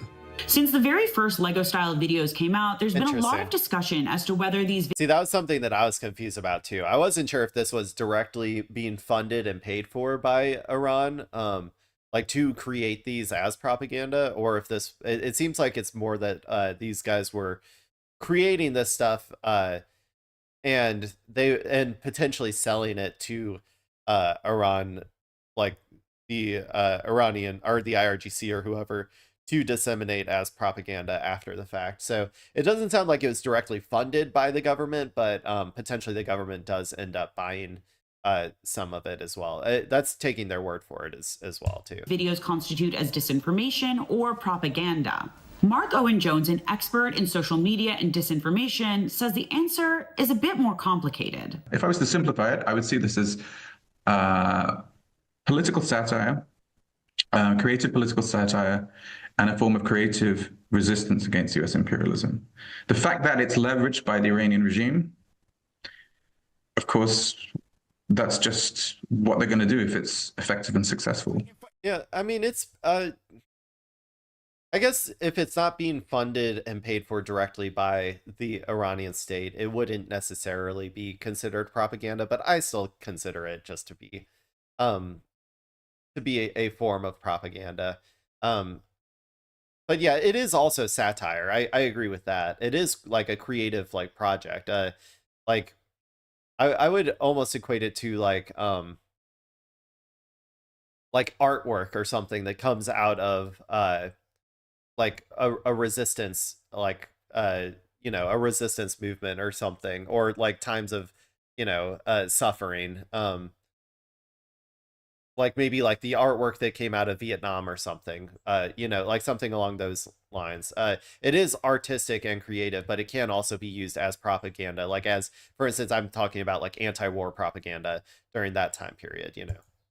And I think to try and frame it as either pro or anti-government or government propaganda is a bit complicated. Whether satire or propaganda, these videos speak to a moment in social media and geopolitics, one that the Iranian government has adapted to. And I think the regime have become very savvy about the importance of social media, certainly domestically. I think internationally they've been savvy about that. And it's not just so. This is also something that's I think they kind of learned from Hamas, to be honest. Like so there's a decently long history of like militants and like resistance organizations using propaganda, like, or using social media as a tool for propaganda and counter programming against the West. I would say it started in its most like you know, primitive form with like the ISIS videos and stuff, where ISIS was doing like recruiting and stuff through propaganda videos and all that sort of stuff. I think it then evolved though into like, for instance, like Hamas using like equate or like putting out videos and you know, posts and stuff on social media, correlating with the Black Lives Matter movement in America. Like they would see the Black Lives Matter movement happening in America, and then they would recognize the similarities between, you know, the oppressive boot of the police on like black people in America, and then compare that to the oppressive boot of the Israeli occupation forces in the West Bank or in Gaza, right? And they very effectively communicated their struggle in that, like, in that manner to Americans, which then I think also led to a lot of what we're seeing now. It's what like broke me out of my propaganda, like my pro-Israel propaganda, like goggles or whatever, or like the general groupthink in America, was seeing those sorts of correlations and then starting to think about it more and be like, you're right, it is very similar. So like then there was that, and then this is like kind of, I feel like the most so far, the most this Iranian Lego version is like the most effective like widespread sort of version of this since it's really become a thing for you know, for Islamic resistance movements to use it.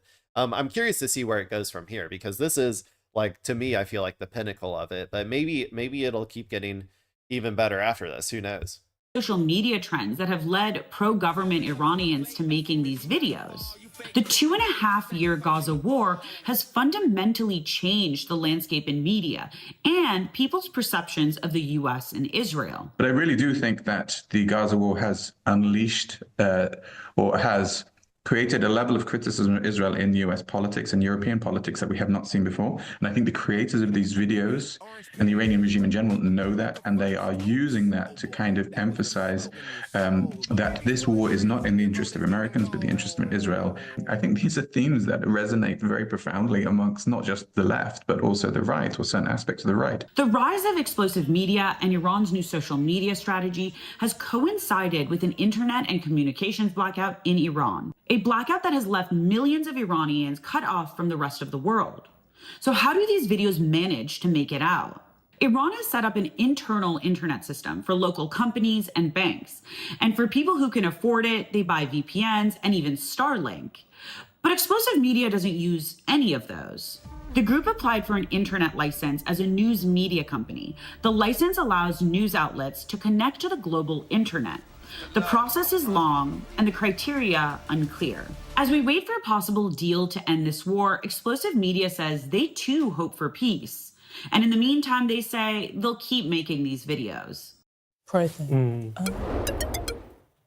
Our fellow creator Layla there has done so much incredible reporting on this war. And I think the thing that stood out to me most from that was the guy who runs that page telling her, you know, as Iranians, they understand, you know, the US and the West, but they don't understand them. And I think in years gone by, Western media, I think, has done a really good job of kind of painting a certain narrative of other parts of the world, in this case, Iran.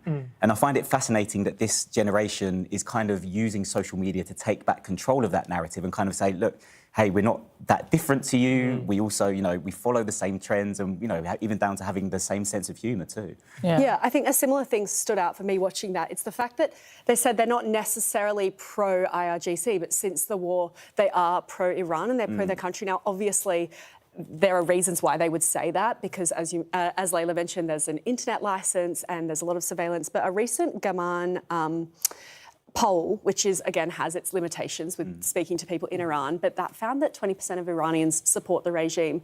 So I think it's quite interesting that they would say, you know, we don't necessarily support the regime, but we don't support the destruction of our country either, and that's why they're doing this propaganda. And to both your points, it's really interesting to see. I think for so many years, Iran's propaganda has always been kind of focused on rallying people inside the country. Look at our strength. We're winning this war. Look at our fight. Here's a missile parade, or what, you know, here's the supreme leader speaking. And now it feels like you said, they're trying to project an image of themselves to the outside world and gain that control. And you know, we are. It's a form of soft power as well. I think getting good at social media and creating a I think what Iran needs to do in the future, like to keep building momentum on this, is to start putting their cultural creative stuff, like the things that they want to be identified with culturally, out into the rest of the world, and start building that up. Particularly, they should build narratives that like show how they're different to like, I think like the Gulf states and stuff, which I think have built up a reputation of being, you know, tax havens for pedo billionaires. Like, I think that instead they should try to show the world, like in the future, what their country is, what it can produce, like what cultural touchstones do you want to be associated with Iran in the future, so that people, you know, to continue building momentum off of this, so that people, you know, especially in America, can stop can find ways to like get out of their programming. Like, they have been taught we in America have been taught from a very young age, like to orientalize a lot of the global South, including Iran, where a lot of Americans just think like it's a bunch of like desert huts in Iran or something, you know, like they haven't even seen a picture of Tehran or anything. Like, I don't know. Yeah. So like, I think that like getting, this is probably the first, like these Lego propaganda videos are probably some of the first like cultural things that anyone in America has ever received or like watched from Iran. So I think you should just keep building on top of that if you want, because I think that fundamentally we want a safer world for everybody, right? And a safer world comes from people understanding each other as like as not being monoliths, and like as like cultures that like have things to offer to each other in various ways and stuff. And to do that, we have to first break out of our America propaganda, which we have like one of the most propagandized civilizations that has ever existed, potentially the most propagandized civilization that has ever existed. So this sort of stuff is starting to break down that propaganda, but then we need more, I think, to start humanizing all of these peoples at a much higher level. So that would be my recommendation to Iran. Like, keep building on top of that with more cultural things that you want to be associated with on like the world stage as you continue to grow as a middle and regional hegemon, or whatever, middle power and regional hegemon. Seeing kind of a divide in America and the conversation happening of was Iran an existential threat? Is this war America's war? What happened to America first? And so it is kind of achieving that propaganda that they want to at least drive the conversation of, this is how at least it's being viewed in Iran. So it's really interesting to see them and especially using AI as a tool to kind of enact this change. They know all eyes are on them, and they knew they were going to get an outside audience looking at their videos. And I think Layla did another video the other week where she interviewed an expert who said you can tell that this new propaganda, this new wave of propaganda from this war has been created by a younger sort of generation. To your point, that propaganda, internal propaganda, was created by a more traditional, older generation. It was more religious. It was sort of like iconography, etc. And this is very, very kind of aware of the world, aware of social trends, using rap music, etc. And you can tell there's been this huge shift. So, yeah. I don't know. I think that, I think they have done a good job of breaking through with their propaganda. I think, like I said, the next steps are to continue humanizing your population. I think that will be the best for everybody. Okay, well, that's all the real stuff I had planned for today. So I'm just going to watch some fun stuff now. I'm just going to we're going to just have some fun, people. We're going to move on. This is something that is tangentially related to news. So for those, like, I used to watch more Breaking Points videos on my channel. I still sometimes watch them, but they're sometimes a little bit too much analysis. So it's hard for me to find that, I usually try to find like shorter videos that I can give more analysis on. I guess I haven't been doing that today. A lot of these ones have had a lot of analysis, but anyway, so this is, I think, a video that's just going to be making fun of Breaking Points. For a quick background, Breaking Points is a news channel that has 4 people, like 4 primary co-hosts on it. It's supposed to be a combination of right populists and left populists. Let me see if I can bring up a picture of all their hosts. Hosts. Images. They have all of them here. I think this one. Open image and new tab. There we go. Okay. This is all of the hosts. Well, I think this is all of the hosts. Yeah, of Breaking Points, or the main ones at least. So you got Ryan Grimm, left populist. I forgot her name. I'm gonna be honest. She's the sort of like conservative, I think more religious person on the host. You got Crystal Ball, who is another left populist, and then you have Sagar, the weed hating like reactionary right populist, I guess. So those are them, and they all have a lot of good interactions. I would say it is a fun show to watch, especially when Sagar goes off on one of his like reactionary tirades, and like Crystal Ball or Ryan Grimm have to put him back in line. I always love those moments. So anyway, this is supposed to be a short video of my man carrying thing making fun of every Breaking Points video. So this is basically every Breaking Points trademarked video.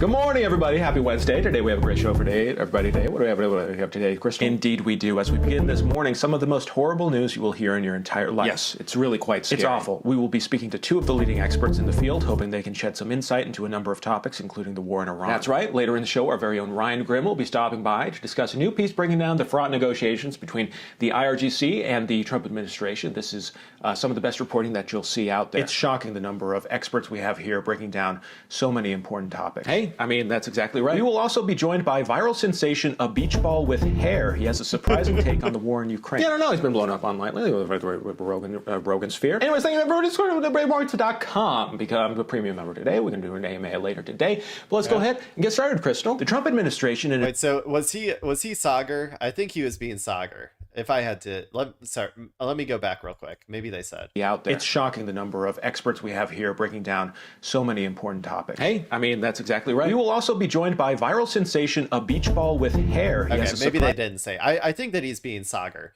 Because he talked about Ryan Grimm, so I think he's being take Sagar. on the war in Ukraine. Yeah, I don't know. He's been blown up online lately with Rogan Sphere. Anyways, thank you everyone. Just go to thebravemarks.com. Become a premium member today. We're going to do an AMA later today. But let's go ahead and get started, Crystal. The Trump administration, in a number of press conferences, is downplaying the energy crisis. As usual, the Epstein class wages war and blames rising prices on, you guessed it, Joe Biden. It's appalling. It's pure insanity. And I'm really young. Yeah. Like, I have no memory of the Carter administration. Easy. What is 9/11? I'm too young to remember. We get it. You're young. Look, I'll be honest. Trump has betrayed everything he campaigned for. Prices are up. The Epstein files still haven't been fully released. And we're mired in an endless foreign conflict. His administration has been a complete and utter betrayal of the working class. Are you going to reply or just going to sit? Okay, I'm starting to understand. So this is Sagar. Sagar always, he always, he kind of, I don't know if he got on the Trump train necessarily, but he did, I think, hold water for the Trump administration, being like, oh, he's gonna be, less of a war hawk than Kamala, or he's gonna be better for the economy. Like he did, I think, probably prefer Donald Trump over Kamala Harris. I think that he may have said some stuff about that when the election was going on.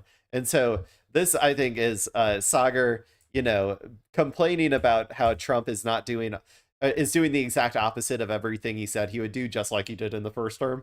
And it looks like Crystal Ball has some thoughts. Well, or like the Crystal Ball character is having some thoughts. Let's watch that again. Memory of the Carter administration. Easy. What is 9/11? I'm too young to remember. We get it. You're young. Look, I'll be honest. Trump has betrayed everything he campaigned for. Prices are up. The Epstein files still haven't been fully released. And we're mired in an endless foreign conflict. His administration has been a complete and utter betrayal of the working class. Are you going to reply or just going to sit there with that smug look on your face? Who did you vote for, by the way? I literally had no choice. Definitionally, you did. That's what voting is. My good friend, J.D. Vance, broke into my house and stole my ballot and voted for Trump. Why did you vote for him? Like, actually, well, as you know, I'm scared of gay people. LGBTQIM. There it is. Wait, I am. Immigrants and marijuana. Okay, that's it. And since you asked, no, marijuana is not. Yeah. He Sagar he goes crazy about marijuana, dude. He thinks marijuana is going to destroy civilization. He's one of those people who thinks that like everything started getting worse as soon as people started smoking more weed, and he thinks that there is a direct, not just correlation, but causation between those two things.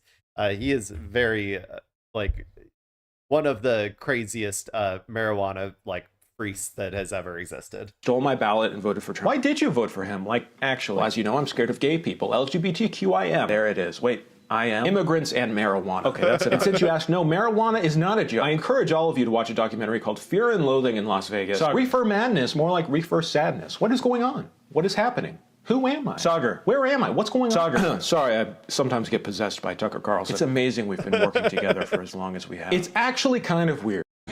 Democrats. It is actually kind of weird. But you know what?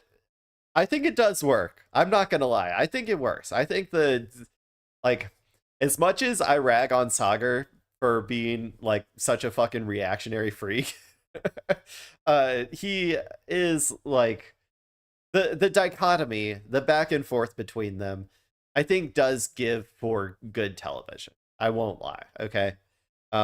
I think the show would be less entertaining without Sagar. As much as I hate to admit it, as much as I love to bash Sagar all the time, I do think the show would be a little bit less entertaining without Sagar.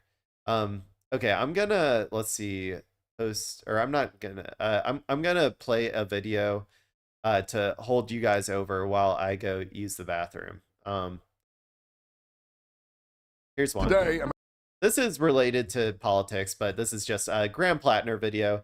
Everybody's favorite former Nazi turned Antifa super soldier, Graham Plattner. He's about to, he's gonna get coffee with Graham Plattner. He's gonna, in this video, he's gonna get coffee with a Republican voter, and we're gonna see if he can win them over. Now, I believe in him. I truly believe in him. I think that his, former Nazi past his, he can bond with them over, like, he used to have a Totenkopf tattoo. This Republican voter might have one right now. Who knows? Anyway, we're going to see how, if Graham Plattner is capable of winning over Republican voters. So I'm going to start this video while I go use the bathroom, and you guys can enjoy our Antifa super soldier himself. Today, I'm actually going to be sitting down with one of our volunteers' mothers, who's a registered Republican and not planning to vote for me. He's a Democrat. I'm like, It's really important that we take the time to listen to each other, extend compassion, empathy, and understanding, and a willingness to learn. Doing well. Thank you so much for doing this. I don't see where any of these taxes are benefiting the state of Maine. The roads still need fixing. The infrastructure is still shaky. And where is it going? I don't mind paying taxes if I get something back. We have crumbling infrastructure. We have a collapsing healthcare system, especially in rural areas, where if you're lucky enough to even be able to afford it, I mean, the hospitals are, in Eastern Maine, the hospitals are closing. My sister lives in Waterville, and they've been taking her out of the hospitals, and it got to the point where the EMTs come from the fire department to do her blood work. Of course, yeah, which is insane. Yeah. At the federal level, we do not put our federal resources, our tax dollars, into helping working Americans. We put them into the pockets of corporate interests. The United States has more money, more resources, more capacity to provide for people than we've ever had before. I mean, and it's not happening. So right off the bat, I see, a good strat here. The way he's sitting, this is a great way to distinguish yourself from other Democrats, because I'm pretty sure that I have never seen a single other Democrat sit like this. This is the most Republican coded seating way to sit down in a chair that I have ever seen. He is manspreading, is that what it's called? To the max. Do you think this is his strat? Do you think that was his strat when he decided to sit like that? Maybe. It's not happening. Now, the other thing that question 2, why do elected officials set their own salaries? That's a good question. About was, you have workers that work for you? Yeah. Okay. Yeah. Do they tell you what their raise is going to be? Do they tell? No, they don't. They don't. Do you decide that? I do. Because you employ them. That's right. So why are the small business tyrant people? Get her. All my socialists in the comments, go get her. Maybe if you organized your workplace in the form of a co-op, then workers would get a say in their raise. That's not to say that every employee should just determine their salary, but that is to say that you guys, your company could have a vote on what departments are getting what raises, or which employees are getting what raises if it's a smaller company or whatever. That would be my personal opinion. I do think that the people, in terms of an actual company structure, should have a say in where the profits of that are being generated by the workers and by those employers. I think they should have a say in where those profits go. That's my own personal opinion. Now, I would never say this to her. If I'm trying to win her over as a voter, I would never say this to her, because I think maybe, okay, I think I could win her over on that, but that's a different argument than what the actual question is, which is about government employees being paid salaries, right? Which, yeah, I mean, that's not a that's not a capitalist structure. So I don't really care that much about, like, I think that those should be determined by the people or whatever, as opposed to, I guess, by the government. I don't even really know how that stuff gets decided on, by the way. If that is just like laws passed in Congress, if they are the ones deciding it, I'm not really sure. People in Congress and the Senate. Oh, I agree with you wholeheartedly. Okay. Oh, yeah. Oh, My no. God, where Yep. is he from? I do. Because you employ them. That's right. So why are the people in Congress and the Senate? Oh, I agree with you wholeheartedly. Okay. Oh, yeah. Oh, My no. God, where Yep. is he from? I'm from Sullivan. Yeah, I know. And how is that possible? They are working for us. We are the boss of them. Yeah. And they're saying, well, this is what we're going to Yeah, do. I mean, in a theoretical, like, so for sure, I think that we should, we should have more input in our democracy on everything, not just the employment of our government workers. But I think that that should be kind of just done through the enforcement mechanism of voting, right? Like, if we're upset with this, then we should be having the capability to put pressure on our government officials to pass legislation that like changes the salaries or whatever. I don't know if we need direct like voting initiatives, like a direct vote on the salaries. Like, I mean, if we could get that directive democracy, I would be fine with that. It's just like we only do a federal election every 4 years. Like, so in general, it's like it's up to our elected officials to carry out the will of the populace. And so I would say that, like, I don't know. I think that this is a little bit too nitty gritty for my personal taste. Like, I don't know if we need a direct ballot initiative for our representative salaries every 4 years or something on the federal election, if that's what she's saying. I don't really know how she wants to do this, to be honest. Yeah, This is what you're we going to get. give it to us. They give themselves spectacular health care. Yeah. Paid for Yeah. with tax dollars. Mhm. And yet, at the same time, they have no interest in using tax dollars to give health care to everybody else. Yeah. But they're very happy to take it themselves. I agree. And then you get it for life. That's wrong. That's wrong. They shouldn't get anything better than what the people get.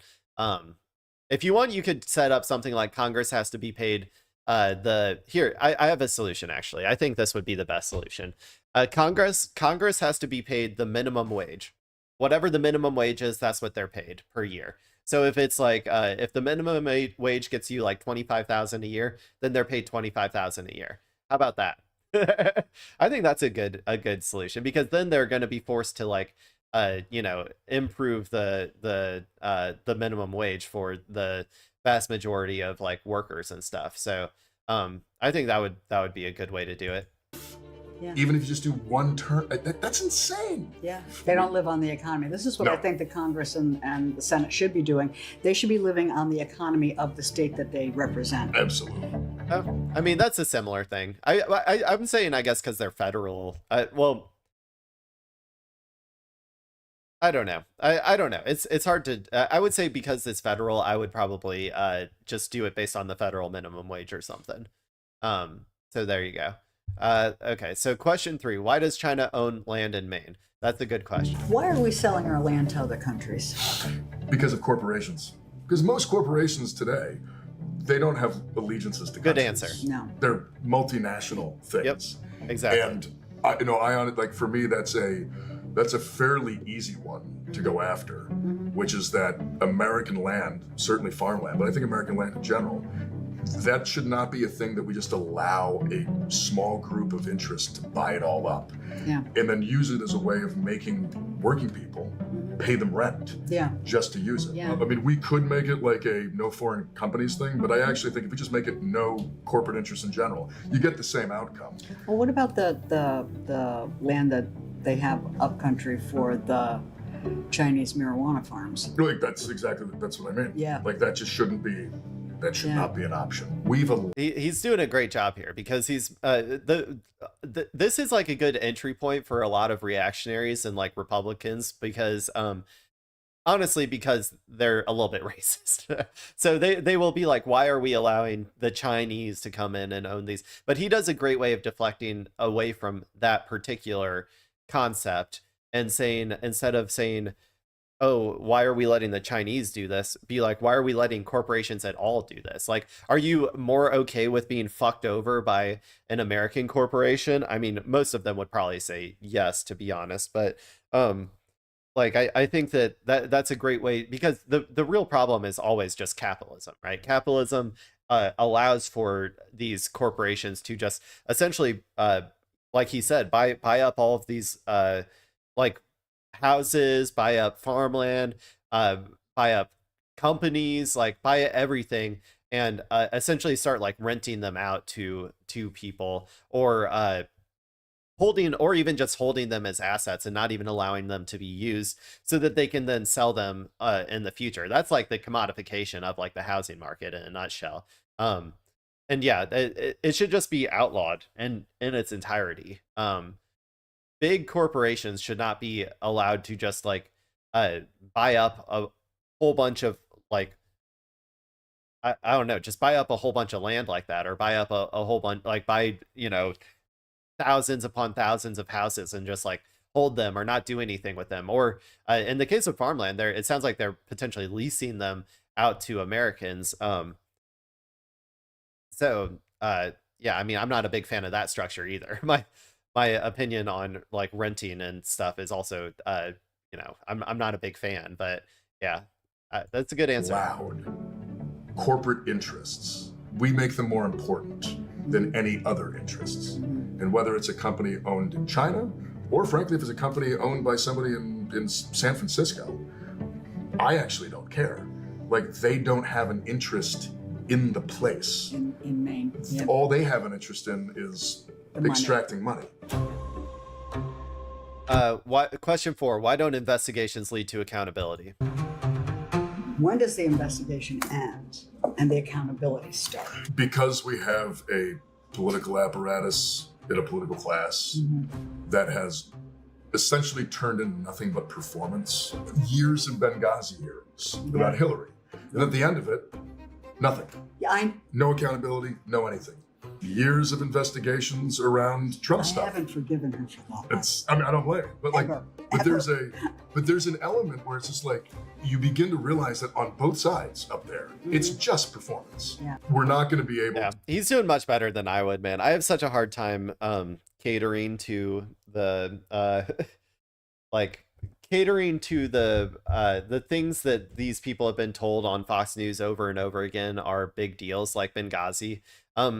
Like, sure, if you want, there's lots of other things you could lock Hillary Clinton up for. Like, honestly, like, she's a ghoul, she's a demon. Like, she killed, like, or was responsible, I think, for like the deaths of like hundreds of thousands of people in the Middle East. Like, you know, like, she's because wasn't she the secretary, or was she the defense secretary or something back during Obama's like reign of terror on Middle East countries with the drone strikes?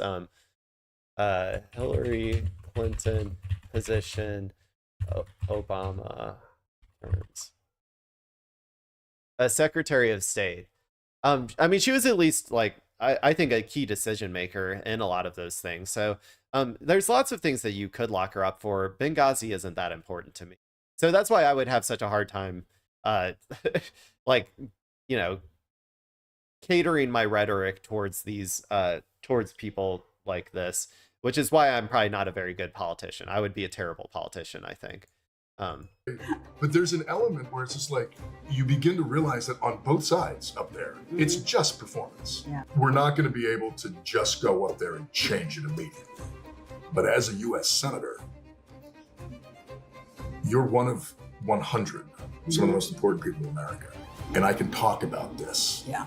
And people have to listen. Oh, well. Like the news media, which otherwise is never going to want to have this kind of conversation, because frankly, they're also part of the same apparatus. Yep. They're going to have to put it on TV because a U.S. senator is holding a press conference. Yeah. I think once that shift starts to happen, whether it's Republican, Democrat, or Independent, when we start electing more people that think like me, those in power some of them are going to just want to stay in power, and they're going to change their tune. And those that aren't going to will be able to build the mechanism, the apparatus to get rid of them. And that's when accountability can start to happen. Yeah. Do you think he convinced? So I decided to wear my little pin. Oh, well, thanks. And I stole it from you. Oh, that's even better. It was an absolute pleasure. No, thank you. I really Hey, it looks like he did it, people. He did it. He told her, he didn't even have to mention his former Nazi tattoos. He didn't even have to convince her, man. He just convinced her with good old-fashioned left populist ideals. Yeah, no, he did a great job here. I think that pretty good, like, all of the messaging was on point.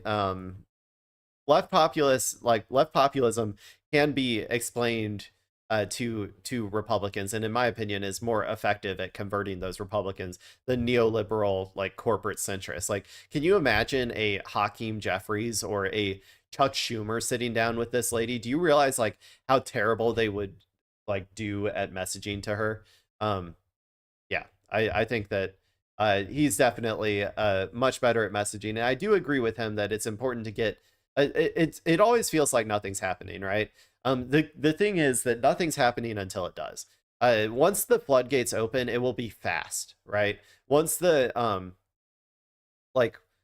once the actual the Democratic Party flips, right, from a corporate neoliberal centrist party to a left populist party, it's going to, like, empower, like, it's going to be a very swift change that, like, cascades, like, because all of these institutions, they were built to, like, try to hold this back. They were built to like, as a dam, right, to just, like, keep all of these left populists from ever making any headway. But every single one of these is like a poke through the dam where, like, some water starts to seep through, and then you keep adding, like, enough holes, and then eventually the entire thing just collapses and the floodgates are open, and then you get left populists, like all over, like, actually being able to hold power, legislate, like, all of that sort of stuff. So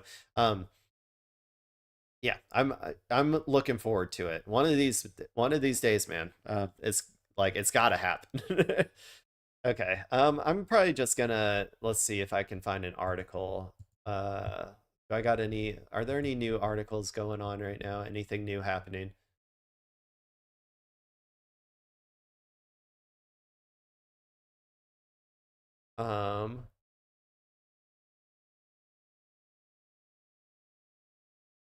Let me see it following, or my save stories. Okay, what do we got here? Let me pull this up. I already read this one yesterday, so if you want to see me talk about Florida trying to make an all-white NFL, go watch that video. Let's see.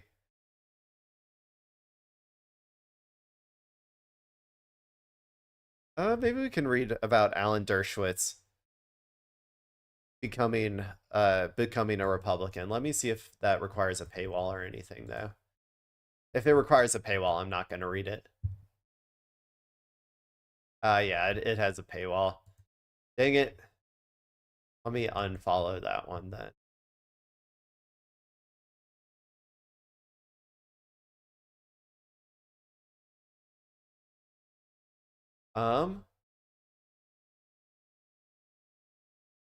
Okay, maybe this one will be good. This is a St. Louis thing. Oh, nope, I can't. Wow, man, that one's paywalled too. Ugh. Everything's paywalled, man. Fossil discovery. Do people care about octopuses? We're gonna read about octopuses, okay, people? Octopuses. Octopi, sorry. You know what I mean. Okay. So I don't really know what this article is. It just caught my interest because I love you know, the general concept of like incredibly large, like, kaiju style animals is very fascinating to me. And apparently there has been a new one, particularly like the Kraken, or, like, you know, deep sea creatures and all that sort of stuff. I find that very fascinating. So we're gonna read this article real quick. This is about a giant 60-foot octopuses were apex predators 100 million years ago. Fossil discovery shows. Okay, by Jack Guy. I don't know who Jack Guy is, but I love his name. Okay, let's go and read about this new octopus creature that has been discovered. Giant octopuses measuring up to 62 feet in length were among the top ocean predators around 100 million years ago, according to new research that uncovered rare fossils hidden within solid rock. Remarkably well-preserved specimens of the octopus's powerful jaws show signs of intense wear from crushing hard prey, including shells and bones, a study published in the journal Science on Thursday reports. Okay. So I guess they found some new jaws that are indicating that that they were actually like eating like animals, maybe. So maybe they, I mean, I guess octopuses are carnivores, right? So I guess maybe they're like, this is just some new information of what their diet may have consisted of. This suggests that these giant octopuses may have functioned as apex predators in the Cretaceous seas. Study co-author Yasuhiro Iba, an associate professor of Earth and Planetary Sciences at Japan's Hokkaido University, told CNN. We were surprised the fossil record of octopuses is extremely limited, so finding animals this large and ecologically important in the Cretaceous ocean was beyond our expectations. Okay. Cool. They found a new octopus. So this is the new one, I guess. Man, that thing's big. It's bigger than the plesiosaur. Did people remember the plesiosaur? That thing, I always thought it was like huge. Man. Can you imagine seeing one of these? This is the giant squid, by the way. This is the biggest one we know so far. I think it's like 25 feet or something. 12 meters, it says. I don't know how many feet that is, but wow. Oh, here's a human. Can you imagine? Can you imagine swimming up to one of these things, like in the ocean? Like seeing one? Man, that would be crazy. Okay, let's keep reading. The extinct animals, scientifically named Nana Emotiuthus, were about 23 to 62 feet, 7 to 9 meters in length. The researchers estimated their overall size by extrapolating from the size of the beak specimens. The colossal creatures were among the earliest finned octopuses, which have paddle-shaped fins on their heads in the scientific record, according to the study. Yeah, this is an interesting fact about like archaeology, but like 9 times out of 10, when they're trying to decide like how big something was or like what it looked like, they're going off of very little evidence. I think a lot of people think they're like getting full specimens and stuff, but usually they're just finding bits and parts and then trying to like just extrapolating based on that evidence. Rare fossil evidence of octopuses. Iba explained that octopuses rarely fossilize because most of their bodies are soft, with only a few hard parts like the jaws likely to be preserved after they die. The scientists conducted a fresh analysis of 15 huge jaw fossils previously. What that mouth do, right? People 15 huge jaw fossils previously found in Japan and Canada's Vancouver Island. But the researchers didn't stop there. I'm so sorry. It can't help. I'm immature. Okay, people. The team also unearthed 12 fossilized octopus jaws encased in sedimentary rock from the Cretaceous period, dating back 100 million to 72 million years. The study authors found the specimens by using a 3D imaging technique called grinding tomography to create high-res data sets and an AI model, according to the study. Iba described the method as a digital fossil mining approach which produced 3D models of the jaw fossils. During the Cretaceous period, dinosaurs including the Tyrannosaurus rex, Triceratops, and Velociraptor dominated the land. I think we now know also that the T-Rex was feathered, if I remember correctly. That was a recent or like relatively recent discovery. Hello. And until now, vertebrate predators such as large marine reptiles, sharks, and fishes were thought to have commanded the seas, Eva said. But the fossils hint that octopuses may also have occupied the top of the food web. Whoa. They say octopuses in here.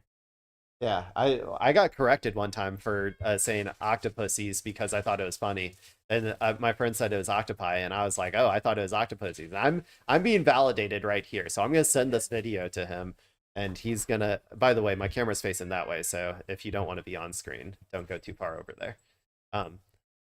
But yeah, I'm gonna have to send this to him. No, it was Drew. You were there. Anyway. This indicates that Cretaceous marine ecosystems were more complex and included a wider range of top predators than previously thought, he said. Within this ecosystem, I'm just gonna call her Nana, okay? The octopus's species name is gonna be Nana because I can't be saying this all the time. Within this ecosystem, Nana likely used its large body and long arms to capture prey, like a good Nana should. Have you ever been given a hug by Nana? Have you ever been given a hug by Nana? It's got with Nana's huge body and like 10 tentacles coming to embrace you. You gotta, sometimes, you can't say no to a hug from Nana. What am I even talking about? And its powerful jaws to process hard food. She does have some powerful jaws. I've seen her grind on some like hard candies before, Nana.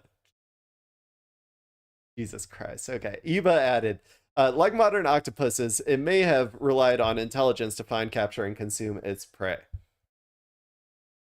Eba now plans to expand digital fossil mining, which he believes can help to uncover organisms that were previously undetectable in the fossil record. Our goal is to reveal the hidden players of ancient ecosystems and build a much more complete picture of how past ecosystems really worked, he said. Tim Coulson, professor of zoology at the University of Oxford, England, who was not involved in the study, told CNN that the work in the paper is compelling and exciting. I'm loving it. I'm loving it so far. These animals would have been feeding on other animals, and they could have crunched through bones of large fish and possibly marine reptiles, as well as shells. Their size suggests they were an apex predator sat at the top of the food chain, he said.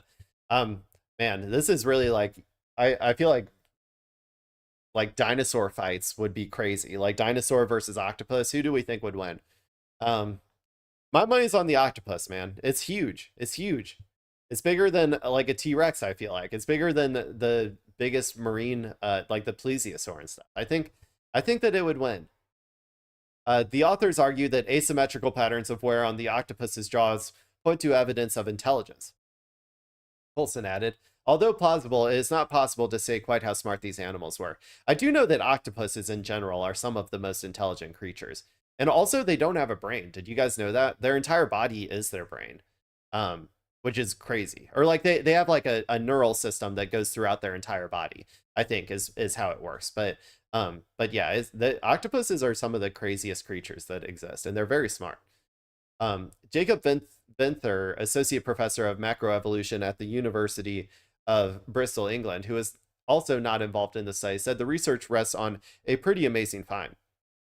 However, he argued that the fossil does not definitively prove that Nana was an apex predator. My Nana was. That would have hunted and eaten some of the large marine reptiles with which it would have shared the ocean. The question is whether it would make sense for an animal like this to take down such big prey, Venther said. It would have taken the octopus a long time to break down and ingest large animals, and they could have met their energetic needs by feeding on relatively small prey, he explained. But that doesn't take away from the fact that these were most likely formidable predators and probably a significant predator towards certain larger bodied preys that existed back then. Hey, I would be scared shitless if I came across one of these things. If I'm this little human right here and one of these things came up where its eye is like the size of me, I would be freaking out, I think. Can you imagine the beak, like the little underside beak, like if it just opened up and started like consuming you? That'd be insane. Hopefully there's no like vor fanatics out there who are getting hard just listening to me talk about this. Okay. Let's I think that was a good spot to end it on, to end the article reading portion on. You know, it's always good to end a segment on vor, is what I always say. At least now. Nana, I approve. Nana's big strong arms and big yellow eyes. I love Nana. We all love Nana. May Nana continue to live on in history as the apex alpha that Nana has always dreamed of being. Okay, bye Nana. I gotta go. Let's go to x.com. We're gonna try and find some stuff on x.com, some breaking news. Here.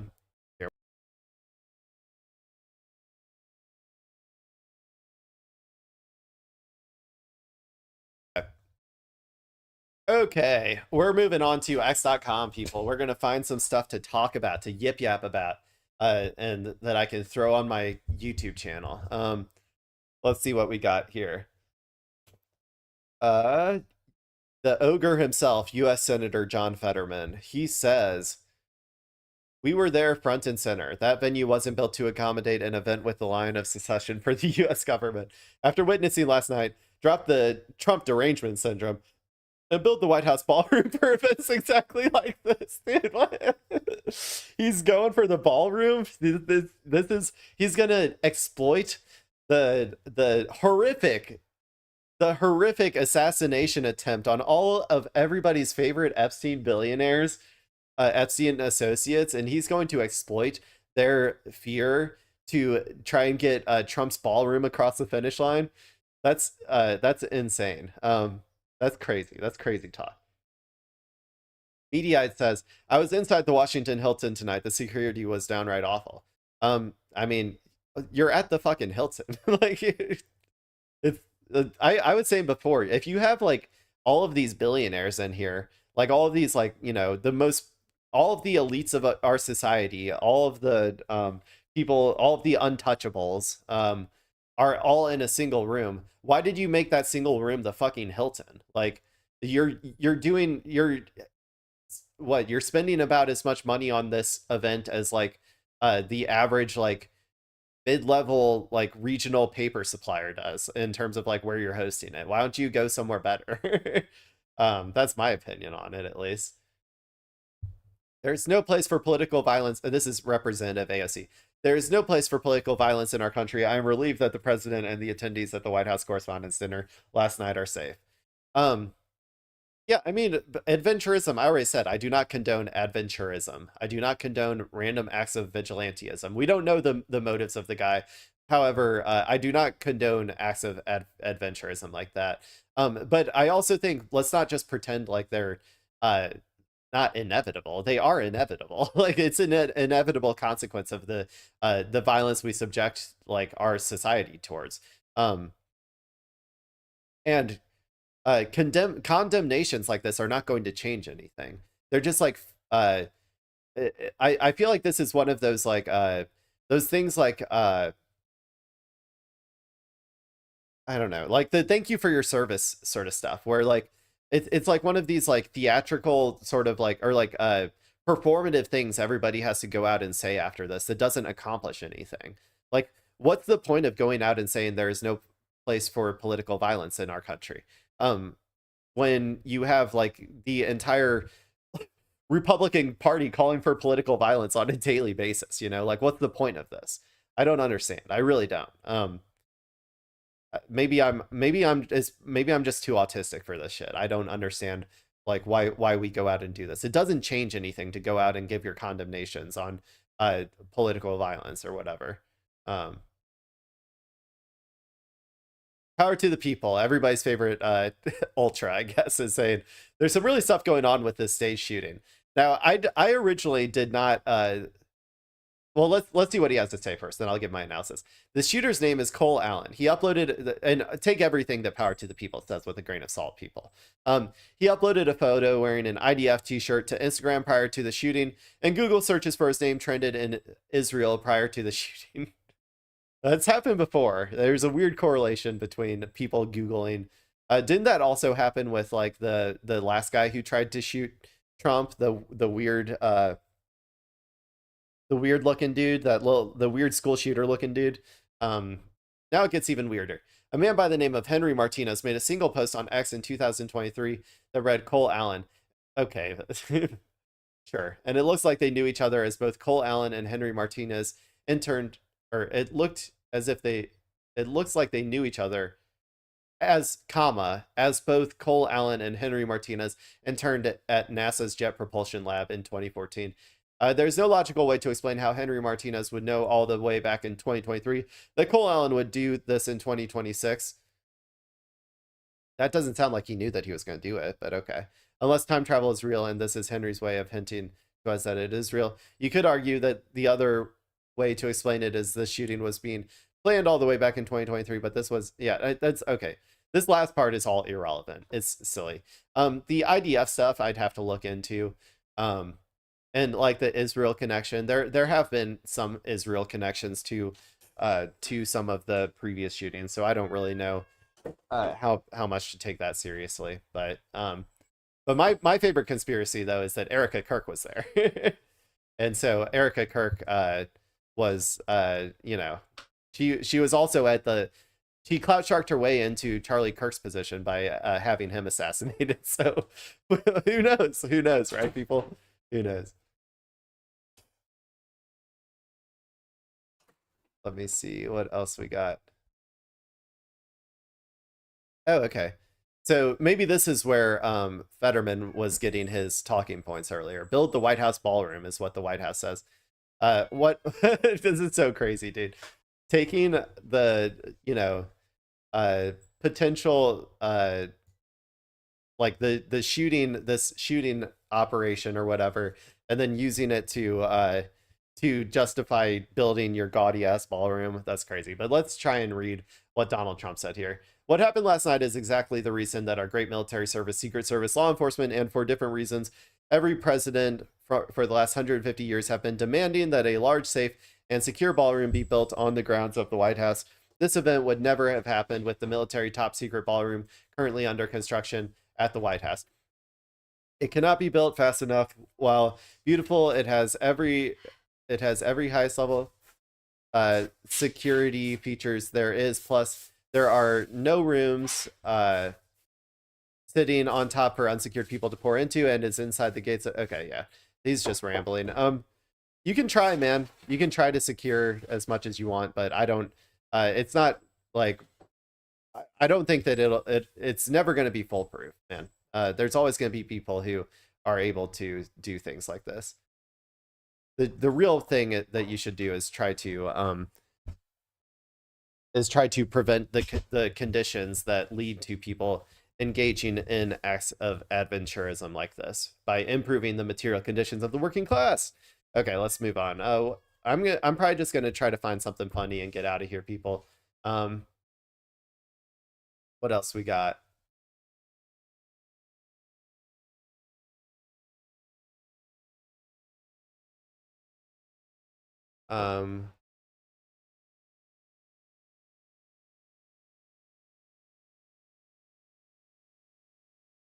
I don't know, sure. Anonymous says, we're going to say something here, and we think people should listen. Yes, we know you're pissed off at this administration. We are too. But don't create a martyr for this cult. Let the old man die. He's on his last legs. You create a martyr, this cult will push its insanity for generations to come. Left, right, whoever is taking shots at this piece of shit, you murder him, his legacy will be embraced by the stupidest people on the face of the earth, and he will be hailed as someone great, when in fact he's just an evil and dark soul. Everyone, even his own supporters, know he's not great. Many people are leaving the MAGA cult. Blah, blah, blah, blah, blah, blah, blah, blah, blah. They're gonna push their insanity for generations to come regardless, I think. I don't really think this is like him being martyred would change any of that. It would be annoying. Like, it would be annoying. Okay, that's what I would say. The worst people on the internet would be annoying about it for a little while, but it's not like these people are like, even the cult members I think would move on pretty quickly. We've normalized violence to such an extent in this country that I don't think that they would even care that much after a while. Like, we saw what happened with Charlie Kirk. Charlie Kirk was a revered figure amongst this same group of people, and now he's just a meme. So I don't really think that like the quote unquote martyring of Donald Trump would really have that much impact on his legacy in the long run, to be honest, if that happened. Yeah, this is why Trump needs a ballroom. Everybody go get him his ballroom. He needs it. It's crazy that he's like pivoting to like that, like trying to get that out of this. At least they're not trying. At least he's not trying to like be like, oh, we need to start like locking up every trans person like they usually do after something like this. So.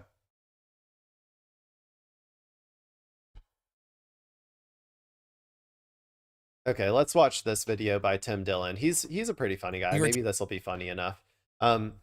It says, well, I'll just listen to it. I don't need to read the whole thing and then hear him say it again. Attacking Hassan Piker. You're fighting. It doesn't make any sense. Do you want to win? You will never win unless you let go of the anger. You have to let go of the anger. Stop being mad that Meghan Trainor lost weight. Stop being mad that Tucker Carlson criticized Trump. Who was mad that Meghan Trainor lost weight? What? Is that something people were mad at? Did I miss that in Woke One? Man, people got mad at everything back then, I feel like. If that's true, I don't know. That seems like maybe like 2 people online got mad at something, and because the right loves to take like individual acts of people being annoying and then like project that onto the entire like the entire like movement of like progressivism or whatever, because they're trying to, you know, they have an ideological goal that they're trying to attain by doing that. So stop being mad that Meghan Trainor lost weight. Stop being mad that Tucker Carlson criticized Trump. Stop being mad that Hassan Piker said things you don't like about Hamas. Whatever, who cares? I don't agree with Hassan Piker on a lot of stuff, but it doesn't matter. You have to lead by not being insufferable cunts. I'll say it again. You have. You do. I mean, that's a part of it. That's a part of it.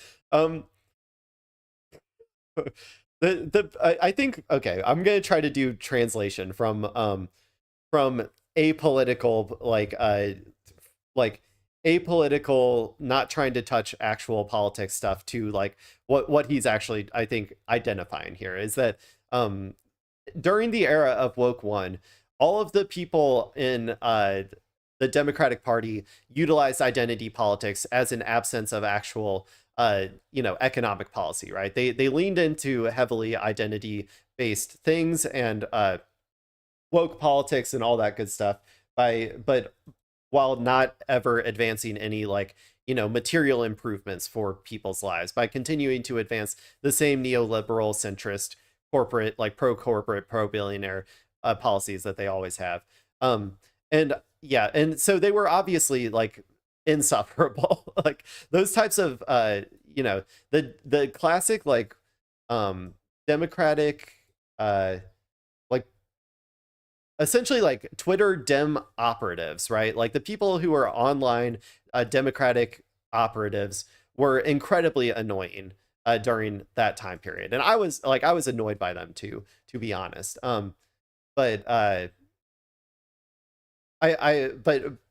but that's not like you can still have all of those, like, I guess what I would just say is that you can still have, like, you can still try to protect those identities, but it just also has to be in conjunction with like actually governing and like providing stuff for the masses. That's what you got to do. You can do both. I would agree, don't be insufferable about it though. You know, like I think Zoran Mamdani shows a good example of like continuing to protect identities without being insufferable about it. So like I would say, like, you know, follow that sort of model. I'll say it again. You have to lead by not being insufferable cunts. Can you do it for 5 minutes? You'll never have a better opportunity. This motherfucker in a year and a half has lit the goddamn world on fire. If you lose the next election, pack the fuck up. If the Democrats don't sweep the midterms, pack up. I think Democrats will probably sweep the midterms, but I don't have a lot of faith in them choosing the right candidate for the primary. Like, and that, I mean, I think that the people, the Democratic primary voters will be able to identify the correct candidate for the moment. But I don't know if the people in power will allow that person to actually, you know, ascend to power. If the Democrats don't sweep the midterms, pack up. You have to win by not being insufferable cunts. I know it is hard. I know it is difficult for you to, for 5 minutes, rein it in, but it's necessary. Rein it in and maybe look at some of the people that are agreeing with you or helping you. I'm not saying you have to praise them. I'm not saying you have to praise Joe Rogan or Tucker Carlson or me or Theo Von or whatever, whoever you're angry at today, who's ever ruined your life this afternoon. I'm just saying you keep making enemies all the time. You're addicted to making enemies. Well, okay. There's a couple things going on here. The Democrats are fundamentally like, or like the people that he's talking about, the annoying people, like the you know, the Dem boosters, the problem is they are all pro Democratic Party no matter what, and they are all pro like whatever the Democratic Party stands for, which is usually corporate neoliberal centrism, right? And those people actually, I don't think really have that much of a problem with Joe Rogan or Tim Dillon or any of these like more right-wing outlets or even ideologies, really. Insofar much as they like can't use them as a cudgel to or like as a way to like I don't know, like negatively polarize their base. Like I think that's probably why they do that to them sometimes, but they're kind of off that train now, I would say. And the people like Hassan and I don't know, like even like Zoran or whoever, right? Like if you're looking at the actual like left, like the people who aren't just like Dem party ultras who like only ever do what the Democratic Party says and are generally aligned with their centrist neoliberal values. If you look at those people, they've never really cared that much about platform policing, really. Maybe if you go on like Nick Fuentes or something, they would get like say that that's not a good thing to do. But in general, I think like most people like me at least don't really care about platform policing. I think that you can go, I like to say I can chud it up with the best of them, go hang out with all the chuds and try and convince them of your worldview. I think a lot of, you know, a lot of people would be on board for or are on board for our message. You just have to get out in front of them. So like that's kind of my opinion on that. And if you don't want a Christian nationalist, you know, the Handmaid's Tale country, which I certainly don't want, and most people I know don't want, some people I know do. If you don't want that, then you need to take power, and you need to take power by not being insufferable and angry. Nobody wants to follow that. I mean, yeah, I don't disagree. But I don't know. I think that he's getting a little bit confused because I think he's buying into a lot of the narratives around, like, you know, I think we're already past that. Like, I don't think that the Dems are even really, I mean, they are insufferable in the sense that their policies are really annoying and they always attack their left all the time. But I don't even think they care. They've already said that they don't care about like platform policing or like they're getting rid of all that woke shit or like all of the things that I think that people like Tim Dillon probably found them annoying for. They've already like gotten rid of. They're still attacking their left constantly. But I think they're done attacking their right. So yeah, I don't know. Interesting take. Interesting take there. I'm probably just gonna go ahead and call it with that one. It wasn't necessarily the funniest one to end on. I mean, there were some parts that I laughed on, but anyway, I think, yeah, I got to get out of here, people. It's been 2.5 hours. So, you know, thank you all for watching. I hope you enjoyed the new camera angle. I can like move it around now too. I can, you know, I can get all up close, look right at you. You guys can see all of my, you know, little plushies and stuff in the background. Maybe someday I'll get some LEDs going back there so that, you know, to keep all of the brain dead Zoomers out there entertained while I should try and talk to them about politics. So yeah, I hope you enjoyed it. I hope you enjoyed the stream. If you're watching the VOD, love you too. I'll see you all next time. This upcoming week, I'll probably stream tomorrow. I'm probably not going to stream Tuesday, Wednesday, and Thursday is a maybe. So after that, it should be back to normal though. So be aware, people. Don't be scared when I'm not here on Tuesday and Wednesday to tell you about the world, okay? I have faith in you. You can, if you've watched me enough, you can come to your own conclusions, I think. And not be terrified that I'm not here to guide you through it. So anyway, thank you all again for watching. Thank you. If you're watching the VOD, love you too. And that is all. This has been Technically Clay, and the stream is technically over. Bye-bye.